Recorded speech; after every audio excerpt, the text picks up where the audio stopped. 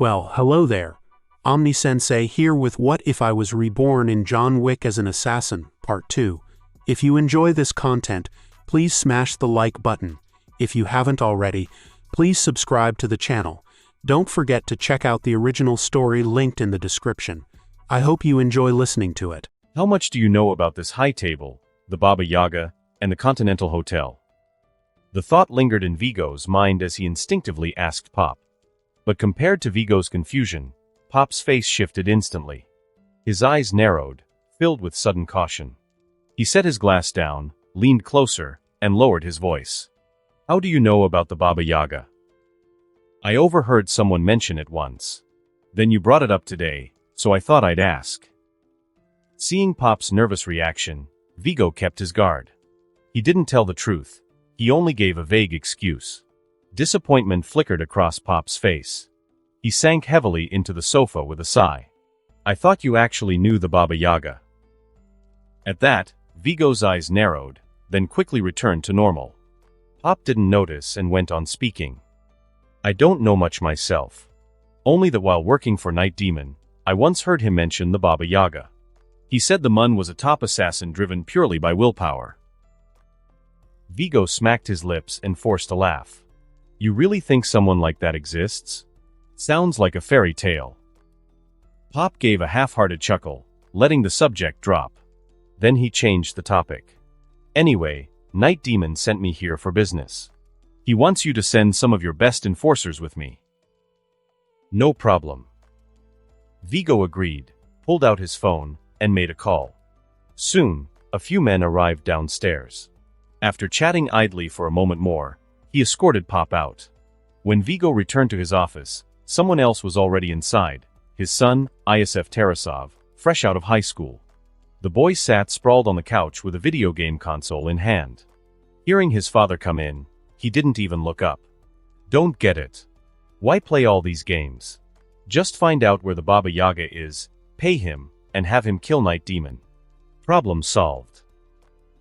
Isf, don't ever say things like that in front of outsiders. Vigo's voice carried a hint of reproach. But in truth, his son's words struck home. If only Isf knew that in the future, he'd kill John Wick's dog. Perhaps Vigo would hang him up and beat him right now. Compared to the chaos boiling in New York, life was far more comfortable for John Wick down in Mexico. 1 day to meet. 5 days to fall in love. Now, he was completely immersed in the sweetness of romance, forgetting, if only briefly, his identity as an assassin. Flowers. Candles. A fine suit. At Mexico's most famous couples restaurant, John Wick sat across from Helen, enjoying the signature lover's meal. He forked a piece of steak, chewed slowly, swallowed, then dabbed his mouth with a napkin. Helen looked at him with playful curiosity. John, don't you have to go to work? Spending every day with me like this. My job's pretty flexible. Her words made him recall what he really was. His smile faded just slightly as he fumbled for a vague explanation. For the first time in decades, he felt tired of the assassin's life. Somehow, his thoughts turned to Kane, who only wanted to retire peacefully to raise his daughter. And of course, another name surfaced, Alex. Maybe, the only one who could help me retire in peace and live happily with Helen is him. The Lighthouse Hotel. 2nd floor, manager's office. The scratch of pencil on paper echoed in the quiet room. Susie was busy, adjusting the security layouts for both the hotel and the club. Her pencil circled weak points on the diagrams, exactly the spots where assassin squads had breached during past attacks. 2 assassins stood guard in the office. On the sofa sat Irene, composed yet respectful. From time to time, she glanced nervously toward the door. Before long, footsteps approached from the hall. Susie looked up first, spotting Alex. She immediately set aside her diagrams, stood, and moved to pour him a hot coffee, placing it neatly on the table before stepping aside. Irene, by contrast, was calmer than last time. She lowered her head, waiting quietly as Alex entered, sat, and sipped his coffee. Finally, with sharp timing, she spoke. Sir, the Giselle gang has expanded its territory by double, just as you instructed. Alex looked up at her, voice indifferent. Is that why you wanted to see me? No. Irene quickly replied. She reached to the table and carefully presented a folder. Sir, I wanted to see you because I wish to negotiate a permanent deal with the Lighthouse organization. In Irene's hands were two files. One bore the title Operation Plan for the Elimination of the Night Demon Organization. The other read Lighthouse Arms Sales Agency Agreement. Both were detailed and complete. Especially the Operation Plan. It dissected the rivalries and hidden conflicts among Night Demon's affiliated gangs and listed specific groups that could be divided, persuaded, or turned into allies. Among them was Vigo's faction. Alex said nothing. He simply raised the first file in his hand. Irene immediately explained, Sir, my business is arms dealing and money laundering. Coincidentally, many of New York's gang bosses work with me. Over time, I've learned quite a few of their secrets. Since the gangs you had us absorb were all under Night Demon's control, I guessed your real goal was to eliminate his organization. And in that picture, Vigo Tarasov stands out. He's one of the most powerful leaders in Night Demon's network, and the one I've worked with most closely. She paused. Alex then picked up the second file, the agency agreement.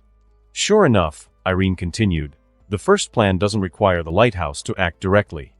It will be carried out entirely by me, Bruno, and Harold. The Lighthouse's only role is to provide some funds and weapons. Of course, if we succeed in bringing down Night Demon's organization, then my reward will be what's written in the second document, official recognition from the Lighthouse, naming me as its permanent arms dealer. Alex didn't answer. He tossed the files aside, lifted his coffee, and drank slowly.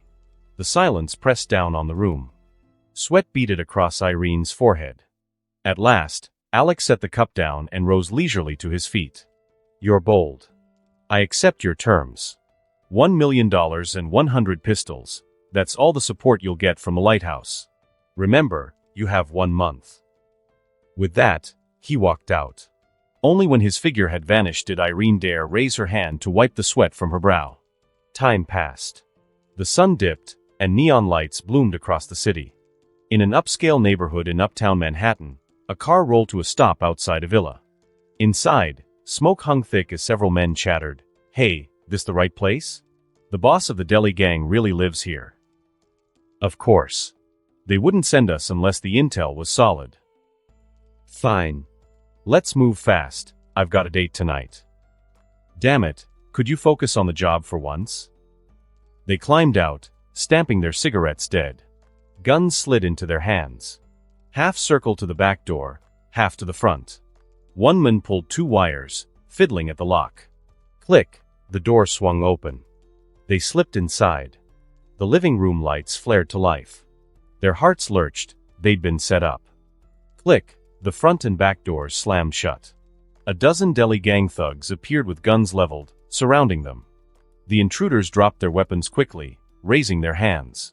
Only then did Bruno emerge, stepping past 2 armed men. His eyes swept over the captives. Which of you works for Vigo? 3 men raised their hands. The others barely had time to register before pain exploded at the back of their heads. Darkness followed. Bruno nodded to the 3 survivors. You can go. Tell Vigo this. The Deli Gang, the Giselle Gang, and Harold's organization agreed to his offer of cooperation. The men scrambled away, bolting for their car, tires squealing as they fled. Bruno smiled faintly, then signaled his men. 3 basins of icy water were brought over and splashed onto the unconscious captives. They woke instantly, shivering. Looking around, they realized Vigo's men were gone. The truth hit them. They'd been betrayed. Bruno didn't linger. You can go too. Tell your Vietnamese boss the same thing. The Deli Gang, the Giselle Gang, and Harold's group want to work with him, to take down Night Demon. Go. The 3 froze in disbelief. Then, just like the others, they bolted out the door. Watching their fleeing backs, Bruno slipped a phone from his pocket and dialed. Irene, Vigo wasn't lying. His people really came knocking tonight. Next day. Paris. The Continental Hotel. In the manager's office, Kane sat on the sofa holding his cane sword. Opposite him sat a harbinger from the high table, hair streaked with gray, missing a finger on his right hand. He held a dossier detailing Kane's daughter. The Harbinger lifted the file, flicked it once, then spoke. "Mr. Kane, the high table sees potential in your daughter. In fact, she perfectly inherited your genes." "My daughter is only 12. Kane snapped. "Most high table assassins begin training at 12. I don't want my daughter to be an assassin." Kane waved his hand, blunt and direct. He didn't want to argue, there was no point. He sighed. "Sir, what would the high table ask of me so my daughter can be free and so I can retire peacefully?" he asked. The Harbinger's voice dropped level. "Mr. Kane, getting free of the high table isn't easy. You should understand, to gain something, you have to give something up." Kane absorbed that. To let his daughter escape the high table's control and grow up ordinary, he'd likely have to surrender parental rights, stay away from her, and make himself an ordinary man. He hesitated. On one side, the unstoppable power of the high table. On the other, Lighthouse, who'd already prepared to face the high table to keep him safely retired. His pocket phone rang, breaking the tension. Kane stood and checked the caller ID. He hesitated, then answered. A calm, steady voice came through. "This is Duggan. I'm in Paris. Get what you can out of that person about your daughter's location. I'll get her to you without a scratch." Before Kane could reply, Duggan hung up. As a top-tier killer, Kane understood how much was encoded in Duggan's curt line. He scanned the cityscape in the distance. After a moment he saw faint glints on a high-rise about 2 kilometers away. The presence of a sniper who never misses. That could only be Duggan. Reassured, Kane put the phone away and returned to the sofa.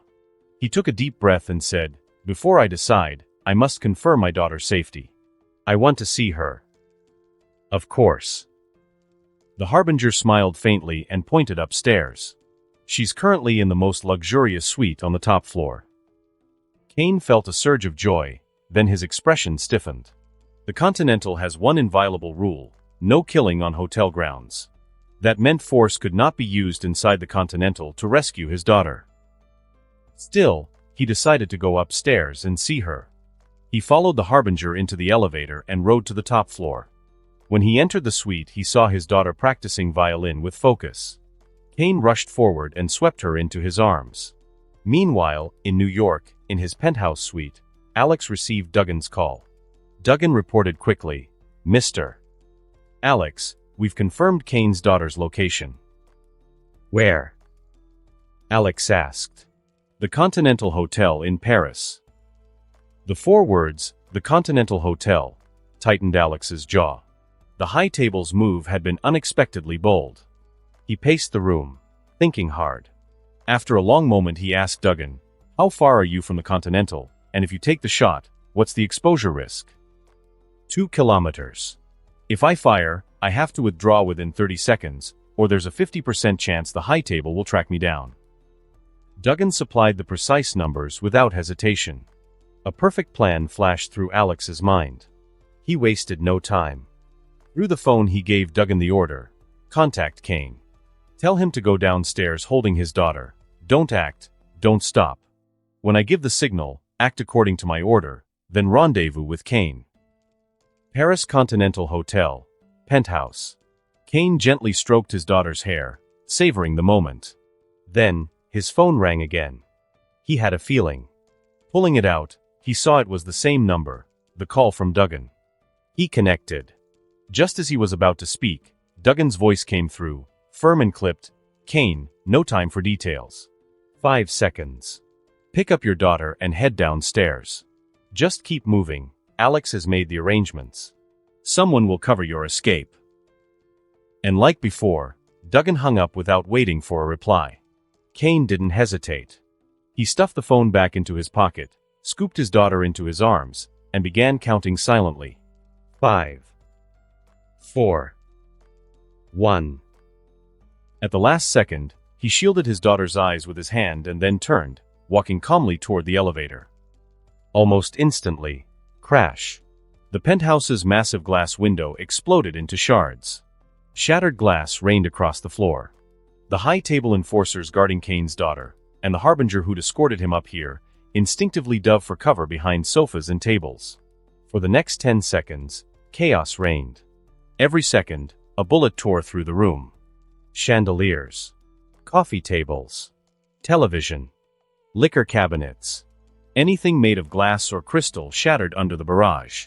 Only Kane, steady and unflinching, kept walking.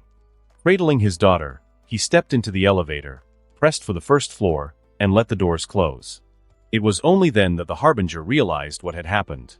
His eyes darted frantically around the ruined room, searching for Kane, until finally, he spotted half of Kane's figure inside the descending elevator.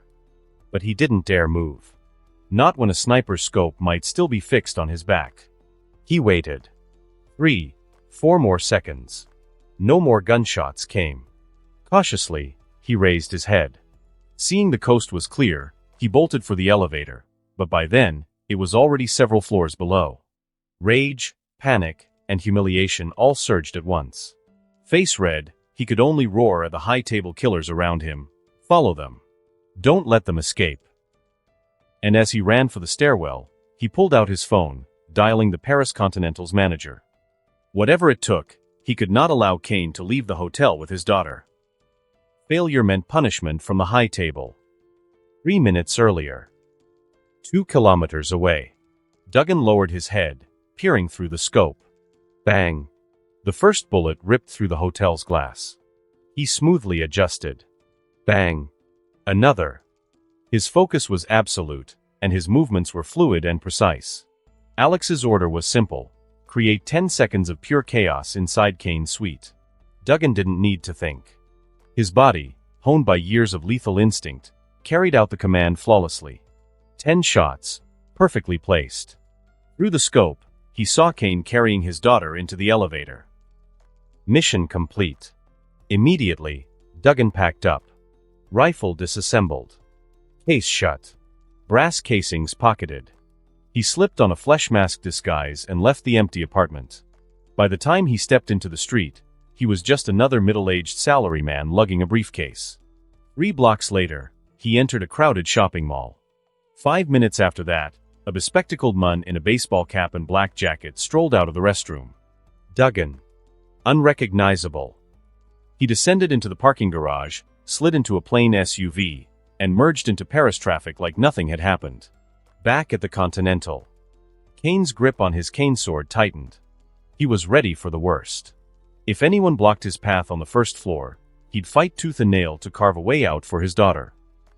The elevator chimed. Ding. The doors slid open. But the ambush he feared wasn't there. Instead, 2 groups of killers stood off against each other.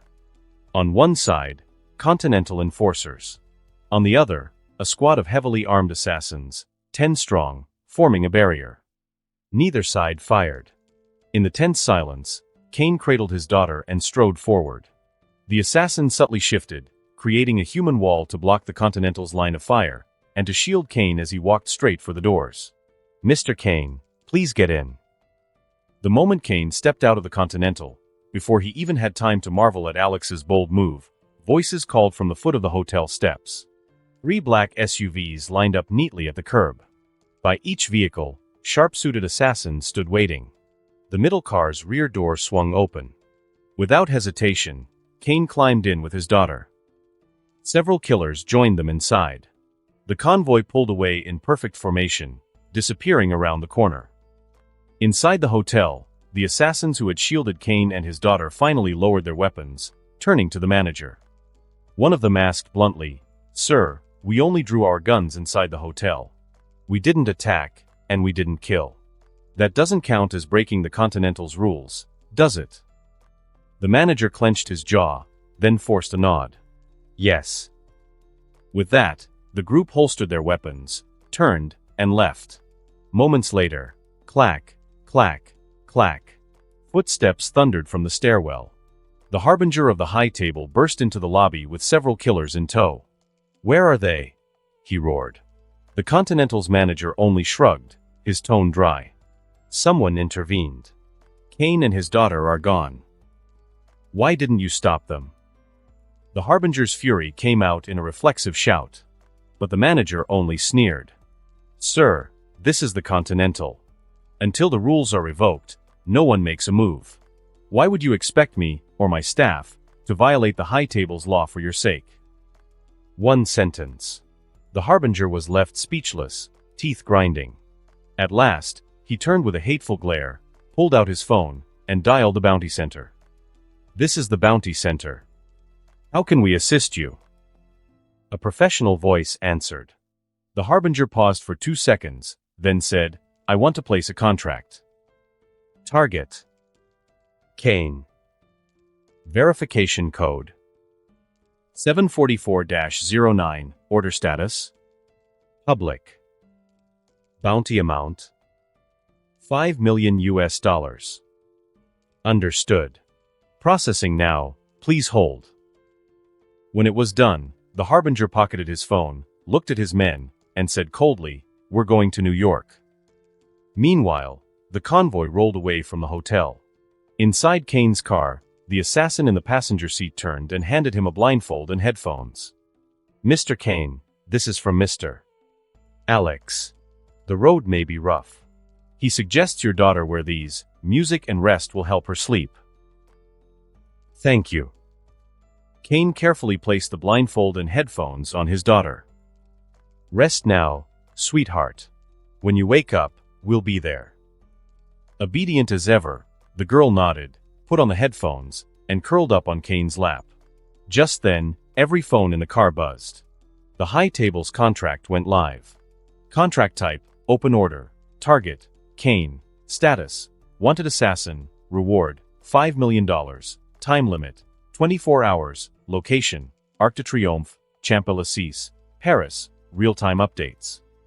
Within seconds, the bounty rippled across Paris's assassin underworld. Notre Dame Cathedral. Inside, several killers quietly preying on pews looked down at their phones. They rose together. Gloves slipped over hands. Without a word, they walked out of the church. Place de la Concorde.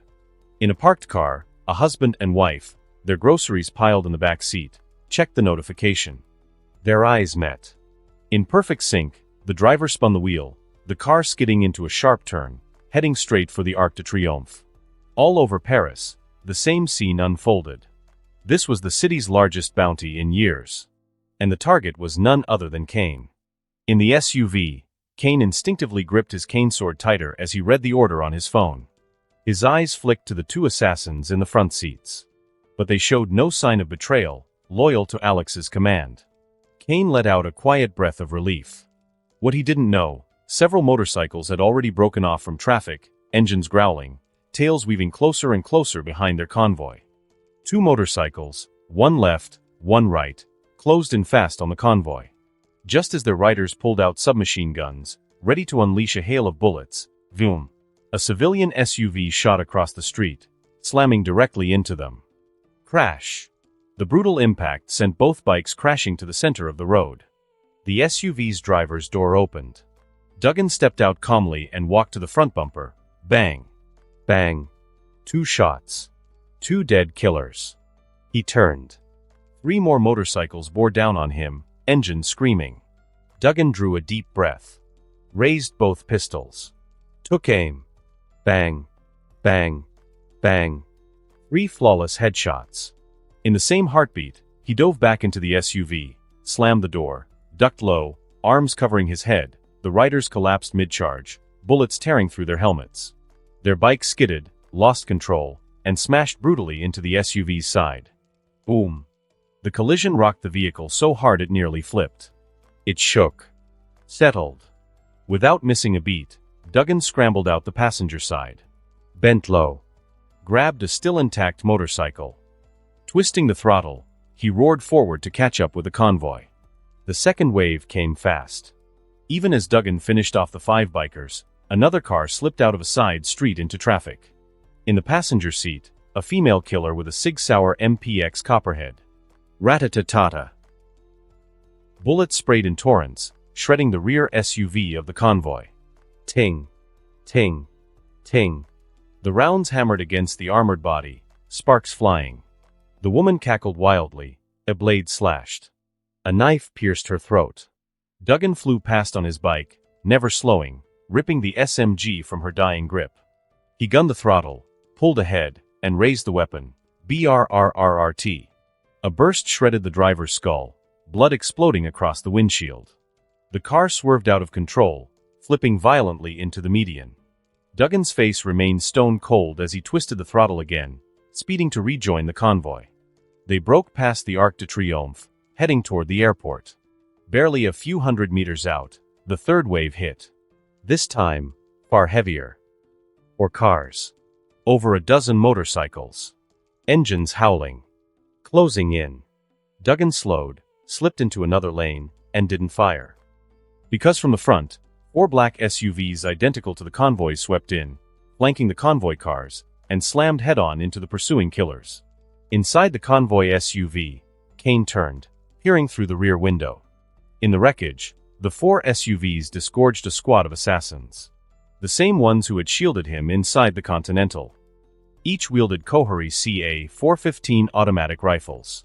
They moved like a unit, weaving through the crossfire, masking their faces with forearms, raising rifles, and firing in disciplined bursts, efficiently mowing down Paris assassins as they scrambled from wrecked cars to return fire. Kane exhaled slowly, clutching his daughter tighter. For the first time since it began, he felt a flicker of relief. New York. Lower Manhattan. Vigo stood by the office window, cigar smoldering between his lips, gazing at the streets below. Behind him, on the floor, 3 corpses lay sprawled. The same men who had gone to capture Bruno, the Delhi gang boss, for Night Demon last night. They had vanished after phoning Vigo. This morning, a waste disposal company truck had dumped their mutilated bodies at his gang's doorstep. Each had 4 or 5 fingers broken. Achilles tendons cut. Throats slit wide open, hideous wounds carved deep. Vigo knew instantly. This was Night Demon's work. But he couldn't be sure. Did Night Demon already know about his secret plotting?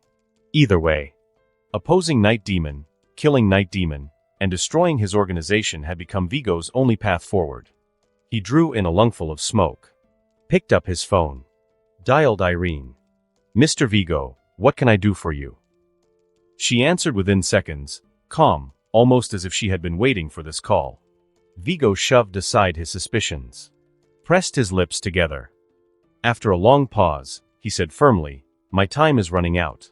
Night Demon killed the 3 men you sent to deliver my message last night. Soon, I'll have the Vigo gang move. I need your 3 crews to hit them with me, front and back. The Vietnamese gang too." The Lighthouse Hotel. Irene hung up the phone. Her lips curled in a faint smile.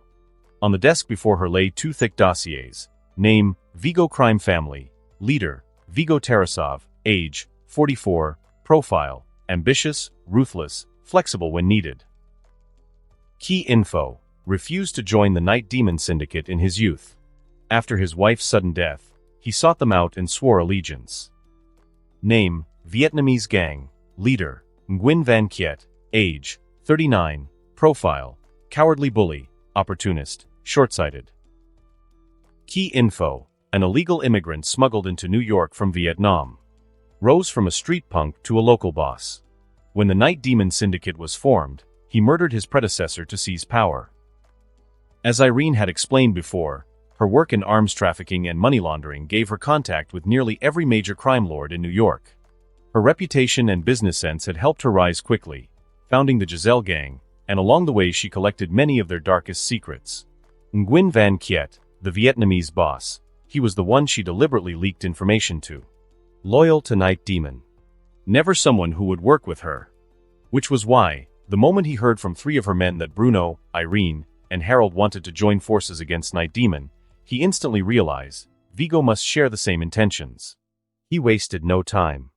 Reported his suspicions directly to Night Demon. And soon after, Night Demon seized 3 of Vigo's most trusted lieutenants. Tortured them to death. And dumped their mutilated corpses at the doors of Vigo's compound. Originally, Vigo had planned a slow game. Staying in the shadows. Feeding intel.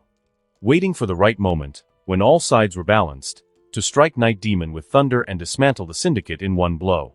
But Irene's knife in his back left him no time to think. Night Demon's wrath for betrayal was absolute.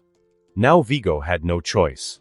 He had to pick a side, ally with Giselle, Delhi, and Harold's crews against Night Demon, or be the first to die when Night Demon turned his hand free. Irene knew it. Divide. recruit, manipulate, turn allies into enemies. Her strategy was working. But in New York, where the underworld churned like a storm, no one could predict what would happen next. Of course, if anyone was living carefree, it was John Wick, still in Mexico. Sunshine, sand, and Helen. It was Helen's 6th day in Mexico on business. Her work finished, she had been given a day off, a day to spend with John. Hand in hand, they strolled the beach. John, the stoic assassin turned awkward romantic, racked his brain for jokes and stories, trying to make Helen laugh. Most weren't all that funny. But Helen smiled anyway, hiding her laughter behind her hand. At last, they stopped. The sea breeze swept around them. They embraced, kissed deeply. But happy moments never lasted. When John pulled away, still wanting more, his pocket buzzed with an insistent ringtone. He sighed, pulled it out, and answered. "Mr. Wick, this is Vigo. Vigo Tarasov, the one who helped you when you first arrived in Mexico." John's eyes flickered with recognition. He remembered that night, the injuries, and the ride to the clinic. He glanced at Helen, brushing her hair back with the wind, radiant under the sun. "I'm sorry, Vigo. I'm grateful you saved me. But I've retired." There was silence on the other end. Vigo nearly choked. Hadn't John promised him only days ago, one favor, no matter what? And now he wanted to back out? Still, Vigo forced himself to speak patiently. "Mr. Wick, you are a man of honor. You promised me once. Help me this time, and I swear, after this, I'll never trouble you again." John fell silent. He knew the truth. If he wanted peace with Helen, he had to cut ties with his past once and for all. Finally, he answered, "I'll be back in New York tomorrow. We'll talk then." He hung up. But before he could pocket the phone, it rang again. John looked down. "Alex." His expression darkened. He answered. "John. Get back to New York. Fast. I need you and Kane to sign a blood oath." After hanging up the phone, the smile faded from John Wick's face, replaced by a heavy seriousness. Though Alex hadn't told him the details, John could feel it. Returning to New York meant stepping straight into a storm. But Alex had mentioned Kane. Which could only mean one thing: if John delayed, his friend's life would be in grave danger. He sighed and looked at Helen, who was studying his face anxiously. Forcing a softer smile, he pulled her into his arms. "The company's hit a snag," he explained gently. "They need me back to straighten it out." Helen shook her head. "Business comes first. I'll be flying back to New York tomorrow anyway. We can meet then." John nodded.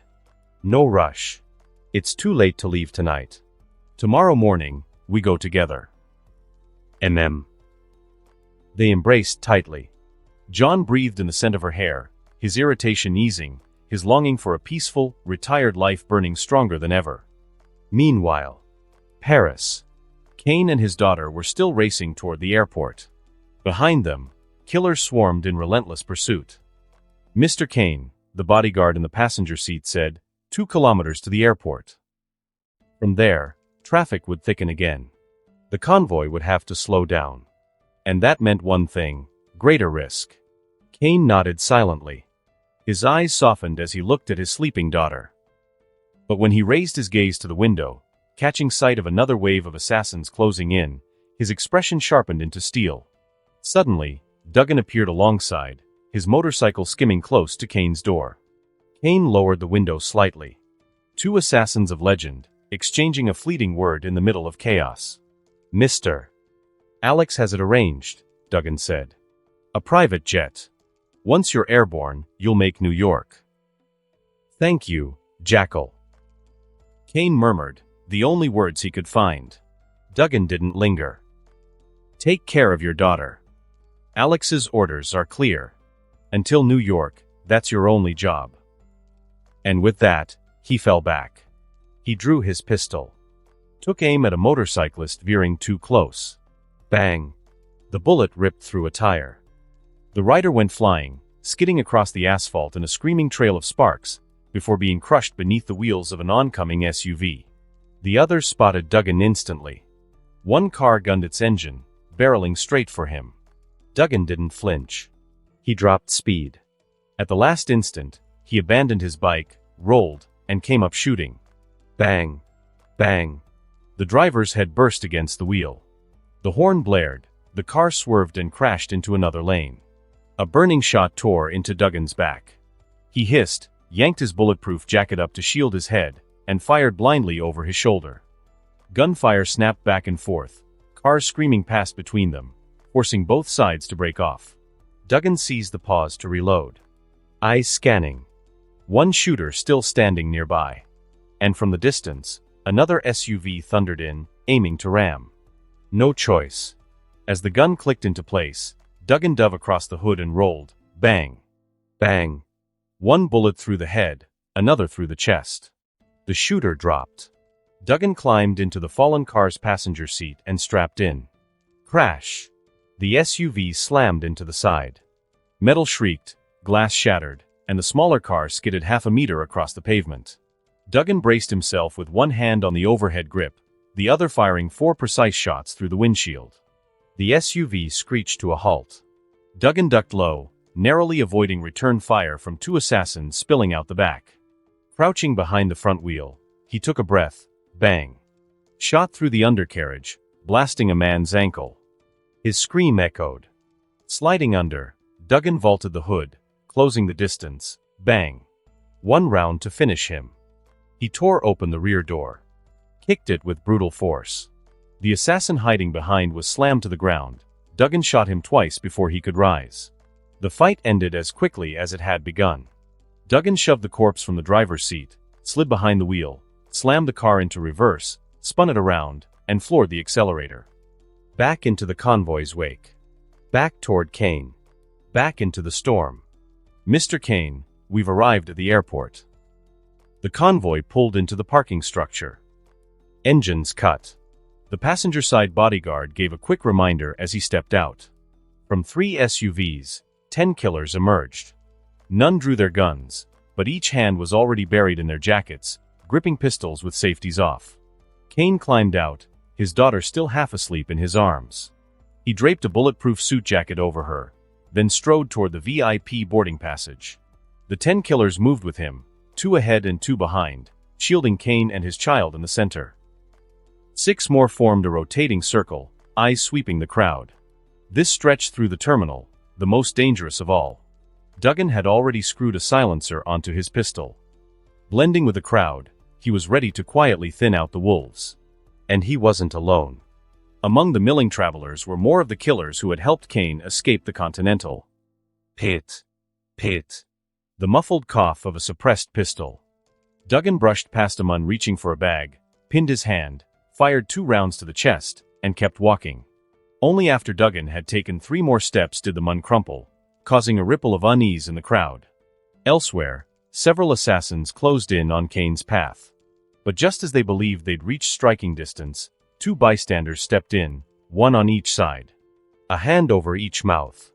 They dragged the killers into a shadowed bench corner. Pit. Pit. Pit. The suppressed shots were quick and clean. When it was over, the bodies slumped together as though napping, only the slow seep of blood betraying the truth. Step by step, with danger around every corner, Kane and his escort finally made it through the VIP channel. The private jet awaited. Kane carried his daughter into the rear lounge and checked every corner inside and out. Only when satisfied did he gently lay her down and return to the cabin.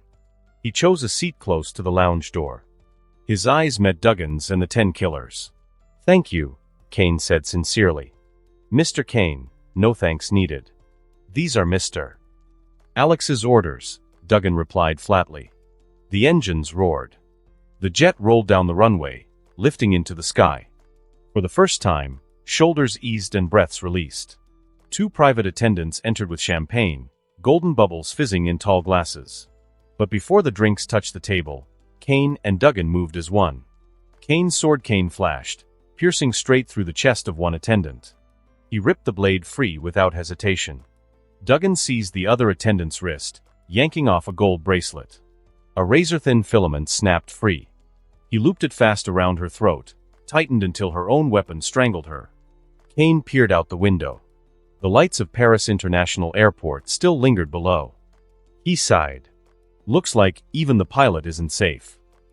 Rising, cane in hand, he headed for the cockpit. Seconds later, the muffled grunts of a struggle. Duggan gestured for 2 killers to drag the attendants' corpses into the galley. Then he stepped into the cockpit himself. The pilot's face was swollen, hand stabbed clean through. Kane's sword rested at his throat. The pilot, trembling with pain, steadied the controls, forcing the plane back on course. Kane glanced at Duggan. "You know how to fly?" "A little," Duggan said bluntly. "Fine." Kane exhaled. Then, with grim humor, he muttered to the battered pilot, "Congratulations, Captain. You just won yourself a chance to live." Meanwhile, New York. Chaos engulfed the underworld. The largest of the Night Demon's affiliated crews, the Vigo Syndicate, led by Vigo Tarasov, had just stabbed the Vietnamese gang in the back. At 9 p.m., on Vietnamese turf, bars, nightclubs, brothels, and underground casinos are all at their busiest. Without warning, 200 Tarasov foot soldiers stormed in. Pistols blazing. Customers fled screaming, while Vietnamese soldiers dropped under the hail of bullets. And that was just in the lower Manhattan sector.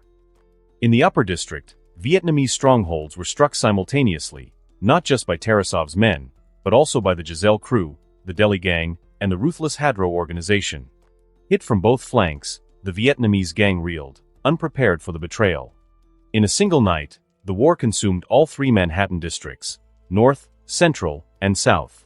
Vigo hadn't publicly declared rebellion against the Night Demon. But tonight's bloodshed spoke louder than words. Early morning. At the Lighthouse Hotel, Alex stood before the floor-to-ceiling windows, a glass of whiskey in hand, watching the glittering nightscape of New York. An unreadable smile tugged at his lips. The Night Demon organization, the Tarasov Syndicate, the Vietnamese crew, the Giselle family. The constant power struggle among them. Alex had never directly interfered, but he paid attention nonetheless. After all, he had given Irene 1 month. And now, this was only the second night. On reflection, their skirmishes looked almost like a miniature historical drama. Clearly, Irene had studied hard, brushing up on stories and strategies from the past to impress the big men. What the ancients had once perfected, she managed to imitate, though only a fraction of the true essence. Still, even that much was enough to make foreigners gape in awe. As his thoughts drifted, Nikita's voice cut in from behind. "Mr. Alex, for your safety, until Susie replaces these windows with bulletproof glass, I suggest you don't stand so close."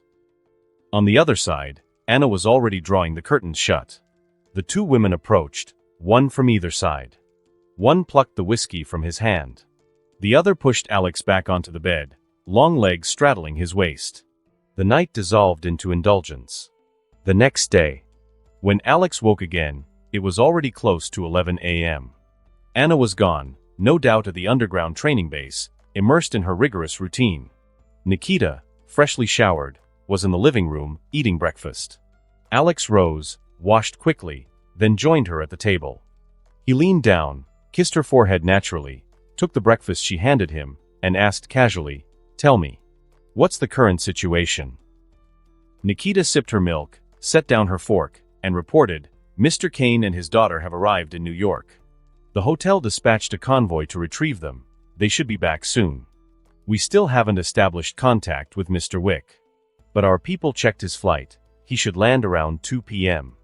This morning, Miss Irene reported her results to Miss Susie. Last night, they seized a third of the Vietnamese gang's territory. It won't be long before they link up with the Tarasov Syndicate." Alex nodded, unsurprised. Everything was unfolding exactly as he had foreseen. He cut into a fried egg, chewed slowly, swallowed, then wiped his mouth. "When Kane arrives, notify me immediately. As for John Wick." He paused, hesitating for several seconds before continuing, "Send Anna with 10 elite killers. Station them at the terminal. No matter what, bring him to me the moment he lands." "Yes, Mr. Alex," Nikita answered promptly. Then she added carefully, "And Irene, do we need to make any arrangements?" Alex shook his head. "No need. The 30 days I gave her are more than enough. Meanwhile, at the St. Dion strip club, the night demon, betrayed and furious, was venting his wrath. Each punch slammed into a heavy sandbag. Screams echoed from inside it. 2 corpses already lay sprawled on the floor. Another Tarasov foot soldier, bound and trembling, waited his turn. Clearly, 2 had already died under his fists. 7 or 8 Vietnamese enforcers shrank back in a corner, heads lowered, silent. The night demon had originally ordered them to capture Vigo himself, but the Mun had gone into hiding, impossible to track. In desperation, these Vietnamese soldiers had dragged in Tarasov lackeys instead, hoping to lessen their punishment. They weren't wrong. If not for these offerings, they would likely have been stuffed into the sandbag themselves. But the night demon's brutal catharsis ended abruptly. A high-table adjudicator entered with 3 killers at his back. As protocol demanded, he withdrew a black coin from his chest. Clink. It landed on the table. Instantly, the night demon froze mid-punch. Night demon, forever loyal to the high table. The words came low and steady. The adjudicator's lips curved into a rare smile. Pocketing the coin, he swept his gaze across the room, shook his head, and gave the order, "Enough of these meaningless tantrums. The high table requires you at the airport at 2 p.m. You will escort John Wick safely to the Continental." 30 minutes later. At the Lighthouse Hotel. Inside another presidential suite on the top floor. Alex gently ruffled Kane's daughter's soft little head. For once, his face carried a rare, genuine smile.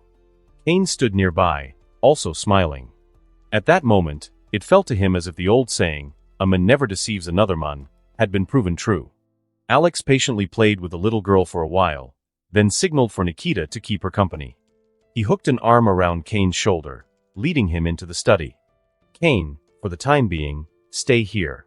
Once I've cleared a few things up, we'll find you a place to move into." "New York isn't safe either?"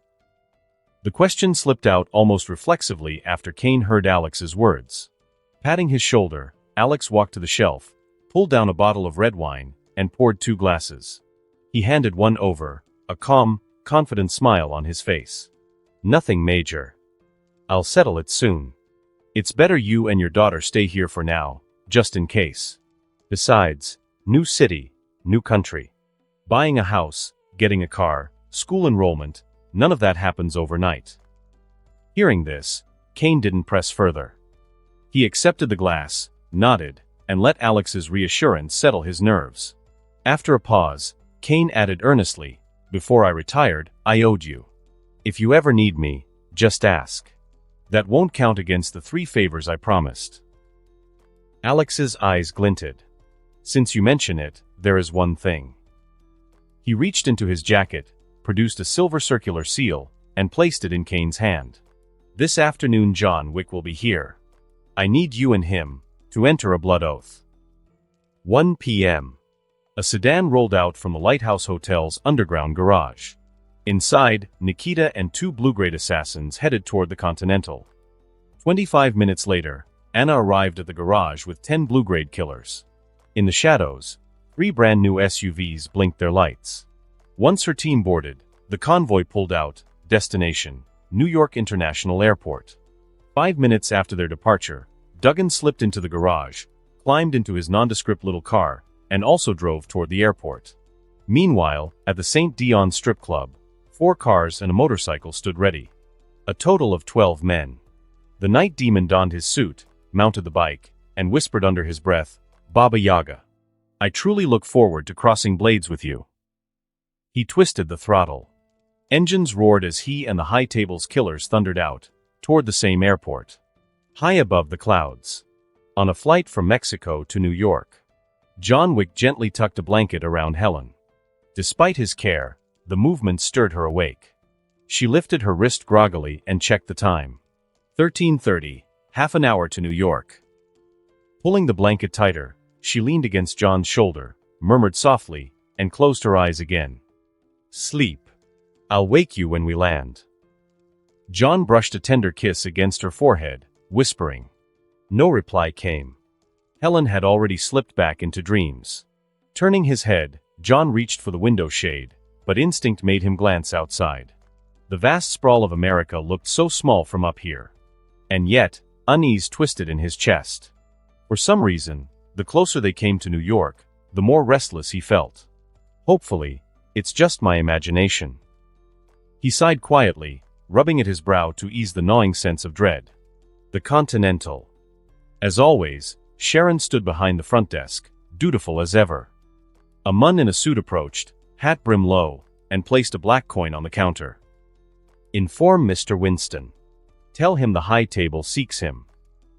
Karen's smile vanished. He stared at the man, then slowly reached for the phone. But before he could dial, a golden Jack of Hearts card landed beside the coin. Both Sharon and the adjudicator froze, eyes shifting to its owner. Nikita smiled gracefully, her voice calm and assured, Mr. Sharon, the lighthouse requires a blood oath to be witnessed. We would like Mr. Winston himself to serve as arbiter. 1400 hours, the plane from Mexico touched down in New York on schedule. John Wick held Helen's hand as they walked through the arrival passage. They laughed lightly together, until John's face suddenly hardened. His eyes snapped toward the exit. Anna stood there, waiting silently, flanked by two assassins. In that instant, the unease gnawing in John's chest was confirmed. If Alex had sent Anna personally to meet him here, it only meant one thing: New York was far from safe. Mr. Wick. Miss Anna. Still holding Helen's hand tightly, John stepped up to them. Their eyes met, a brief, simple greeting exchanged. Helen, however, couldn't help but stare at the tall, striking woman before her. Curiosity sparked, she introduced herself warmly. Miss Anna, hello. I'm Helen Muna. It's a pleasure to meet you. The pleasure is mine. Anna smiled softly, then shifted her gaze back to John. Mr. Wick, Mr. Alex is waiting for you at the hotel. He gave strict instructions. Before you see him, you must not engage with anyone else. John's brows furrowed instantly. He was just reaching for his phone to call Alex to demand an explanation when a sudden chill ran up his spine. His instinct screamed. Scanning the crowd, his eyes locked onto the night demon, swaggering toward him with lethal intent. In a heartbeat, John's gaze sharpened to steel. Anna noticed too. Her hand shot up in a sharp signal. You, take Mr. Wick and Ms. Muna to the car. With her other assassin at her side, she strode straight toward the night demon. John spared her only a glance, then hurried Helen after the escorting killer. Behind them, the lighthouse and the high table clashed for the very first time. In the milling crowd, a high table killer spotted John slipping away. Without thinking, he started after him. But he didn't get far. Put. The muffled cough of a silencer. His vision blurred, his strength drained, and he crumpled to the floor. A lighthouse assassin caught him, dragging the body discreetly aside. Yet as the killer turned back to rejoin the fight, click. A pistol pressed cold against the back of his head. Pit. Another silenced shot. He dropped beside the man he'd just killed. The space outside the terminal doors filled with hidden war. Lighthouse and high table moved like shadows, clashing in silence. Anna kept her eyes locked on the night demon. Her steps closed the distance. Her hand clenched tightly around the pistol hidden beneath her suit. From him, she felt it, the same suffocating pressure she had once felt from John Wick. A threat she couldn't afford to underestimate. 15 paces. 13. 10. The night demon suddenly turned. His eyes, sharp as blades, pinned her. His hand flashed, drawing his gun. In that razor-thin moment, Anna's training burst forth. The Mozambique drill she had drilled endlessly, now instinct. She drew. Pit. 3 rapid shots, slicing through the crowd. The night demon fired back. Pit. 2 rounds screamed toward her. Both raised their suit jackets, Kevlar lining shielding their heads. Bullets slammed into fabric. Neither yielded ground. First clash, dead even. Meanwhile, at the Lighthouse Hotel, Alex sat beside Kane's daughter, playing games with her, when a sudden system chime echoed in his mind.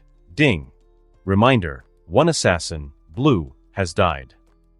A flicker of pain crossed his face but vanished quickly. This airport mission was planned for Anna. 10 blue-grade killers as her team. And in the shadows, Duggan, one of the very best, was watching over her. His purpose was simple. He wanted Anna to seize this moment, to break through and ascend to gold grade, to stand among legends, like Duggan, John Wick, and Kane. The truth was, ever since Susie had told him Kane's daughter was taken by the high table in Paris, Alex had been laying plans, step by step. And at the center of those plans, the question burned: would John Wick be ally or enemy? The high table would never leave a piece like him unused. And Alex would never allow that piece to fall against him. At the airport, bloodshed was inevitable. At the same time, Continental Hotel. The simultaneous arrival of the high table's adjudicator and Nikita made Winston the new center of gravity. If the airport was about raw power, then here, this was a contest of authority. The adjudicator hadn't come with anything truly urgent. His presence was more about nudging Winston into providing indirect support for the high table's next moves. But the moment he displayed that black coin, the symbol of his station, it carried one undeniable truth: Winston was expected to obey. And yet, the Golden Jack of Hearts card that Nikita revealed was no less weighty within the Lighthouse organization. The Lighthouse might still be far weaker than any of the 12 high table families. But within their rules, a blood oath outweighed nearly everything. To turn their own rules against them, that was power. Gentlemen, please wait a moment. Sharon did not pick up the phone. Instead, he left those words behind and ascended quickly to the second floor. Knock, knock, knock. His knuckles rapped on the manager's office door. Inside, Winston's voice floated out, "Come in."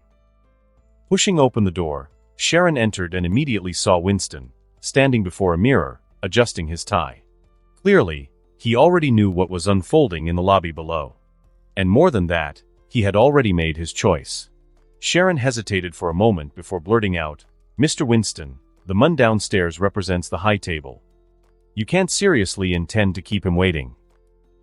Sharon. Winston finished his tie knot, turned, and fixed his concierge with a steady gaze. "In New York, whenever anyone seeks to seal a blood oath, I am the one who bears witness. You know this. It is my duty." He paused, then retrieved a key from his pocket. Crossing to the study's safe, he withdrew a thick, dust-covered ledger. Brushing it clean, he held it to his chest, then looked back at Sharon. "I respect my duty. And I will never betray those who sign a blood oath under my witness. As for the high table, I do not consider their demands greater than my responsibility." Hearing this, a smile returned to Karen's face. He gave a slight bow, a mark of respect. "Understood. Manager. Your concierge will see to it the high tableman is properly handled." Airport. At the exit, Duggan stood quietly at a distance, watching John Wick and Helen follow Alex's escort toward the SUVs. Without fuss, he eliminated a trailing high table killer, then casually checked his watch. The moment John and Helen entered their SUV and the doors closed, screams erupted inside the terminal. Panic-stricken crowds surged out in waves, as though something monstrous had burst loose within. Duggan did not rush in. He stood calmly to the side, watching the convoy disappear into traffic. Only once the fleeing civilians began to thin out did he finally turn and stride into the hall. At the center of the concourse lay a high table killer's corpse, blood splattered in a wide radius across the floor. Near the pillars, more bodies leaned in silence. Most were high table men, but two of them wore the mark of Alex's own. Behind separate columns, Anna and the Night Demon crouched in cover. Around them, sporadic gunfire cracked. Behind trash bins, luggage carts, and vending machines, the survivors of both sides were still locked in a deadly dance. But between Anna and the Night Demon, neither dared expose themselves carelessly. 4 seconds. 5. Put. Twin silence shots broke the lull. Both moved at once, emerging from cover, trading fire. Put. Each fired again, then slipped behind fresh columns. Anna's sharp eyes caught a detail: a high-table gunman crouched near a vending machine, one foot jutting carelessly into view. Hit. Her round punched through his shoe. Arg. The man's scream gave him away. His head snapped into the open. Bang. Another shot, but this one came from a lighthouse killer on the opposite flank, dropping the man instantly. Yet almost at the same instant, The night demon caught that killer's brief exposure. Hit. A bullet ripped through his skull. Another of Alex's men fell. And just like that, the score reset. Anna and the night demon back to stalemate. The deadly dance went on. The night demon knew it clearly. The very first assignment the high table had handed him, he had already botched. That slip of a girl behind the pillar, her strength was far more troublesome than expected. Obviously, the Camorra family had given him faulty intel. Useless bastards. He cursed inwardly. But his decision was already made. Whether for the Camorra family, for the high table, or for making it easier to one day confront that man Alex. For whatever reason, he could not allow this woman, this Anna, to walk out of here alive. His eyes sharpened, a predator's bloodlust flashing within. No more restraint. He twisted the suppressor from his pistol and flung it to the right. Clink, clink, clink. The hollow sound of metal rolling across tiles rang out. Instinctively, two of Alex's killers peeked their heads out to check. And in that instant, their skulls fell neatly into his sights. Rolling left, bang, bang. Two sharp shots. Each of them collapsed backward, a neat hole drilled between their brows. Hit, hit, hit. Anna seized the moment. Two shots to the body, one to the head. Two found their mark, but the torso hit only a bit through fabric, the Kevlar weave of the night demon's tailored suit soaking the damage. The headshot, deflected, the corpse of a high table gunman dragged into place as a shield. Casually, he fired back twice, forcing Anna deeper into cover. Then, fluid as a predator rising from the brush, the night demon rolled to a seated crouch, pistol leveled, and signaled the surrounding killers with a tilt of his chin, a flanking maneuver. The shifting tide of battle boxed Anna in from three sides. Her gaze flicked over the bodies of her fallen comrades. Her ears caught the converging footsteps closing in. Stay passive, and she'd be smothered. Cornered. Dead. She wiped a smear of blood from her face. Unscrewed her suppressor. Slapped a fresh mag into her pistol. Racked the slide. Clack. Round chambered. Anna inhaled sharply, then hurled the suppressor high into the air. Clang. Clang. It struck the ceiling and bounced, its echo filling the hall. Two high table gunmen, flanking her, glanced up by reflex. Even the night demon felt the urge but stopped himself, forcing his men to keep focus. And in that fleeting hesitation, bang, bang, bang. 3 rounds cracked from Anna's cover. She didn't even check. She kicked off the pillar, sliding 3 meters across the polished floor. 2 of her shots hit true. Both high table men collapsed, rounds drilling their foreheads clean. The night demon, reacting in sync, hauled his suit jacket up to shield his head, emptying a burst as Anna slid. Bang bang bang. Bullets sparked across the tiles in her wake. Anna rolled, then surged forward in a direct charge. Gun up. Bang. Bang. But the night demon tilted his head just enough. Both rounds hissed past. His hand clamped her wrist, pinning the weapon. At the same time, bang. Bang. His own pistol roared, round screaming toward her face. And still, his grip wrenched her arm, trying to rip the gun from her hand. But Anna had anticipated this. At the very moment he seized her wrist, she snapped her head sideways, and sank her teeth savagely into his arm. Pain exploded through him. The bullets went wide. Her free hand flashed to her back. Steel hissed. A knife, swinging with the momentum of his own pull, arced for his throat. SHHHK. A choice. Between the searing pain of her bite and a blade to the jugular, the night demon chose the lesser wound. He threw himself backward, the knife grazing harmless air. Agony flared up his wrist, white hot. Instinct screamed at him to release her. But he held fast. He knew. The instant he let go, she would pull the trigger. So he ignored the pain, raised his other hand, finger tightening on the trigger, bang. A round tore straight through the back of his hand. The night demon jolted, adrenaline spiking like fire in his veins. With a roar, he heaved and hurled Anna violently across the floor. A dive. In the face of death, the night demon had no time to think. His body moved on instinct, honed from years of killing. He lunged. Dragged a corpse up with him. Used it as a shield. Bang. Bang. 2 rounds punched into the body shielding him. The night demon's eyes locked on the far corner, Duggan, aiming straight at him. With his offhand, he snatched a fallen pistol, ignoring the burning agony in his shot-through palm. He unloaded the magazine in a furious spray, forcing Duggan back into cover. Then, with a headlong dive, he smashed through the exit's glass doors and vanished into the night. The barrage kept Duggan pinned for a moment. By the time he peeked out again, only shattered glass, a carpet of corpses, and Anna crouched behind a pillar remained. He sighed. That one shot during Anna's close-quarter struggle, if not for the poor angle, he could have ended the night demon right there. Still, their mission was essentially accomplished. With that thought, Duggan strode over to Anna, extended a hand, and hauled her up from the floor. Ding. Reminder, one of your blue-ranked assassins has died. Ding. Reminder, one of your blue-ranked assassins has died. Ding. Reminder, your purple-ranked assassin, Anna Poliatova, has advanced in quality, upgraded to gold rank. At Lighthouse Hotel, the string of notifications pulled Alex from his game session with a little girl. He handed the controller to Kane, rose to his feet, and strolled into the lounge. Pouring a glass of whiskey, he downed it in a single gulp. A flicker of joy mixed with a sting of regret. Joy, because Anna had finally ascended to the level of a top-tier assassin. Regret, because of the 10 blue-ranked killers he had dispatched, for had perished in this mission. But like Duggan, he knew the purpose had been achieved. Now all that remained was to wait. The first to return to the Lighthouse Hotel was Nikita. She pulled up to the entrance, Winston at her side. They stepped out together. Behind them, a high-table car rolled to a stop as well. The adjudicator emerged with 2 assassins in tow. They followed into the lobby, eyes fixed on Winston trailing Nikita upstairs. He made to follow. But 2 lighthouse guards blocked his path. At once, the adjudicator's escorts drew their pistols.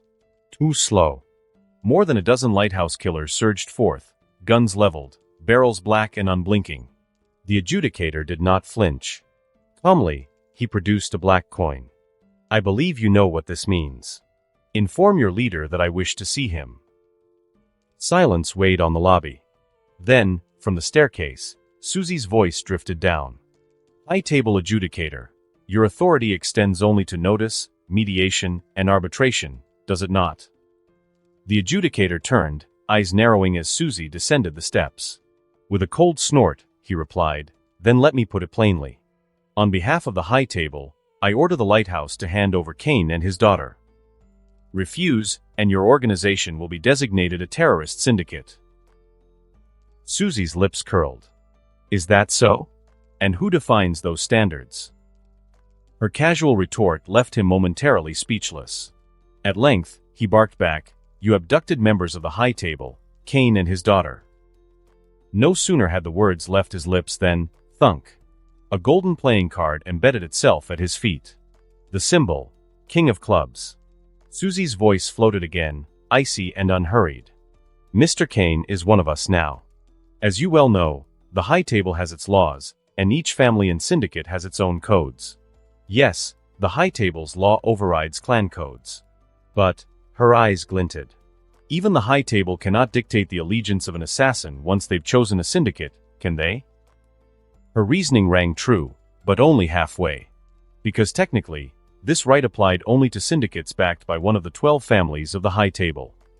Like the Roma clan behind John Wick's Ruska Roma. But the argument in the lobby wasn't meant to be decisive. It was a stall. Both sides clawed for time. Yet here too, Alex held the advantage. Beneath their feet, in the underground garage, the SUV carrying John Wick and Helen rolled to a stop by the elevator. Soon, they would ride to the second floor. Soon, John Wick would seal his blood oath with Kane. And once that was done, even the high table itself could not undo it.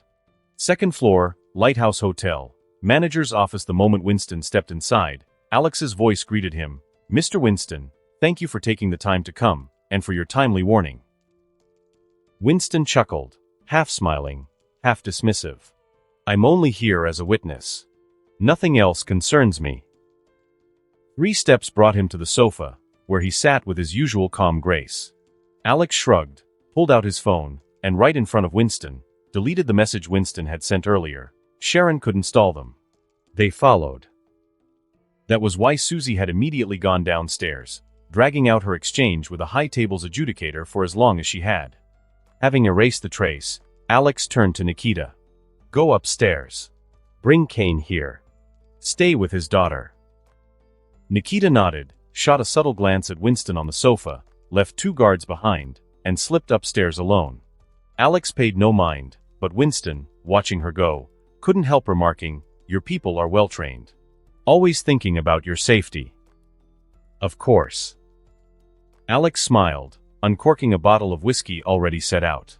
He poured 2 glasses, handed one to Winston, kept the other for himself, and, imitating Winston's own tone, added with quiet reflection, "Last time, you advised me to keep my head down. You warned the high table had noticed me. But trouble always comes knocking. I was never meant to live quietly." Winston sipped and shook his head faintly. "That's a road you chose for yourself." "Mr. Winston, if it were you, wouldn't you have made the same choice? Since Kane chose to join my organization, it's my duty to protect him." Silence. Winston didn't answer right away. He swirled his whiskey, tasted it, and set it down, and after a long pause, sighed. "In our line of work, how many killers die clean deaths? Rules and morality, they crumble before power and profit." Their conversation was interrupted by the door creaking open. John Wick entered.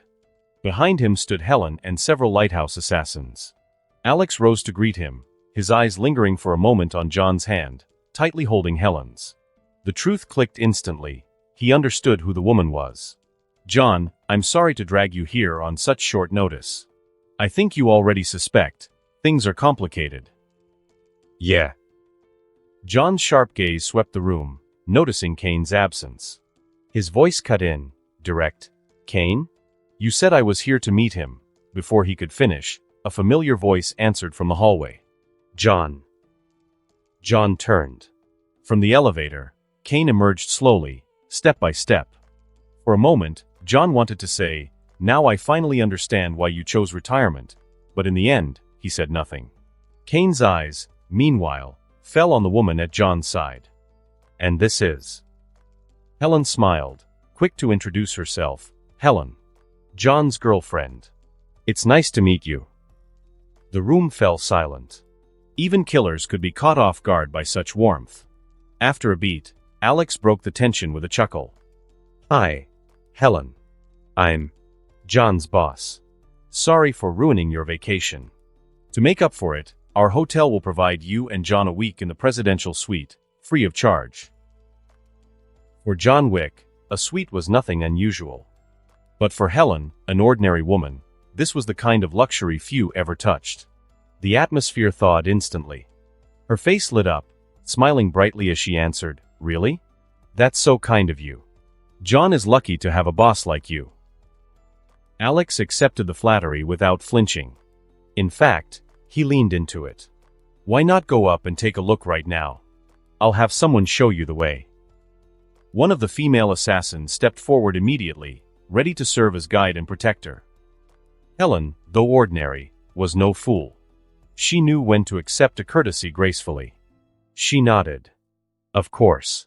That's perfect, actually. I'm exhausted from the flight." Then, turning to John, she added naturally, "John, I'll wait upstairs. Come find me when you're done. Then, let's cut the chatter. Why don't we handle the matter of the blood oath first?" As Helen stepped into the elevator, Alex's harmless, friendly smile disappeared. He stepped aside, gesturing for John Wick and Kane to take their seats. His gaze shifted toward Winston, who was still seated comfortably on the sofa, sipping whiskey while scrutinizing John Wick. "Jonathan, I thought you'd die alone," Winston teased as John sat down. He set his glass aside and drew out the notebook used to record blood oaths. John Wick said nothing. He didn't know how to respond. Instead, Kane, now a father himself, stepped in with a half-joking remark to ease the awkwardness. "Mr. Winston, it won't be long before you're drinking at John's wedding banquet." The playful banter lightened the room's atmosphere, setting the stage for what came next. Winston's tone shifted as he moved on. "Well, jokes aside, let's begin with the oath." His eyes turned to Kane. "Mr. Kane, please produce the silver seal of the blood oath." Nodding, Kane quickly pulled from his pocket the silver medallion Alex had given him. "Now, Mr. Kane," Winston continued, "state the trouble you want John Wick to resolve." At that, both Winston and John turned toward Kane, curious.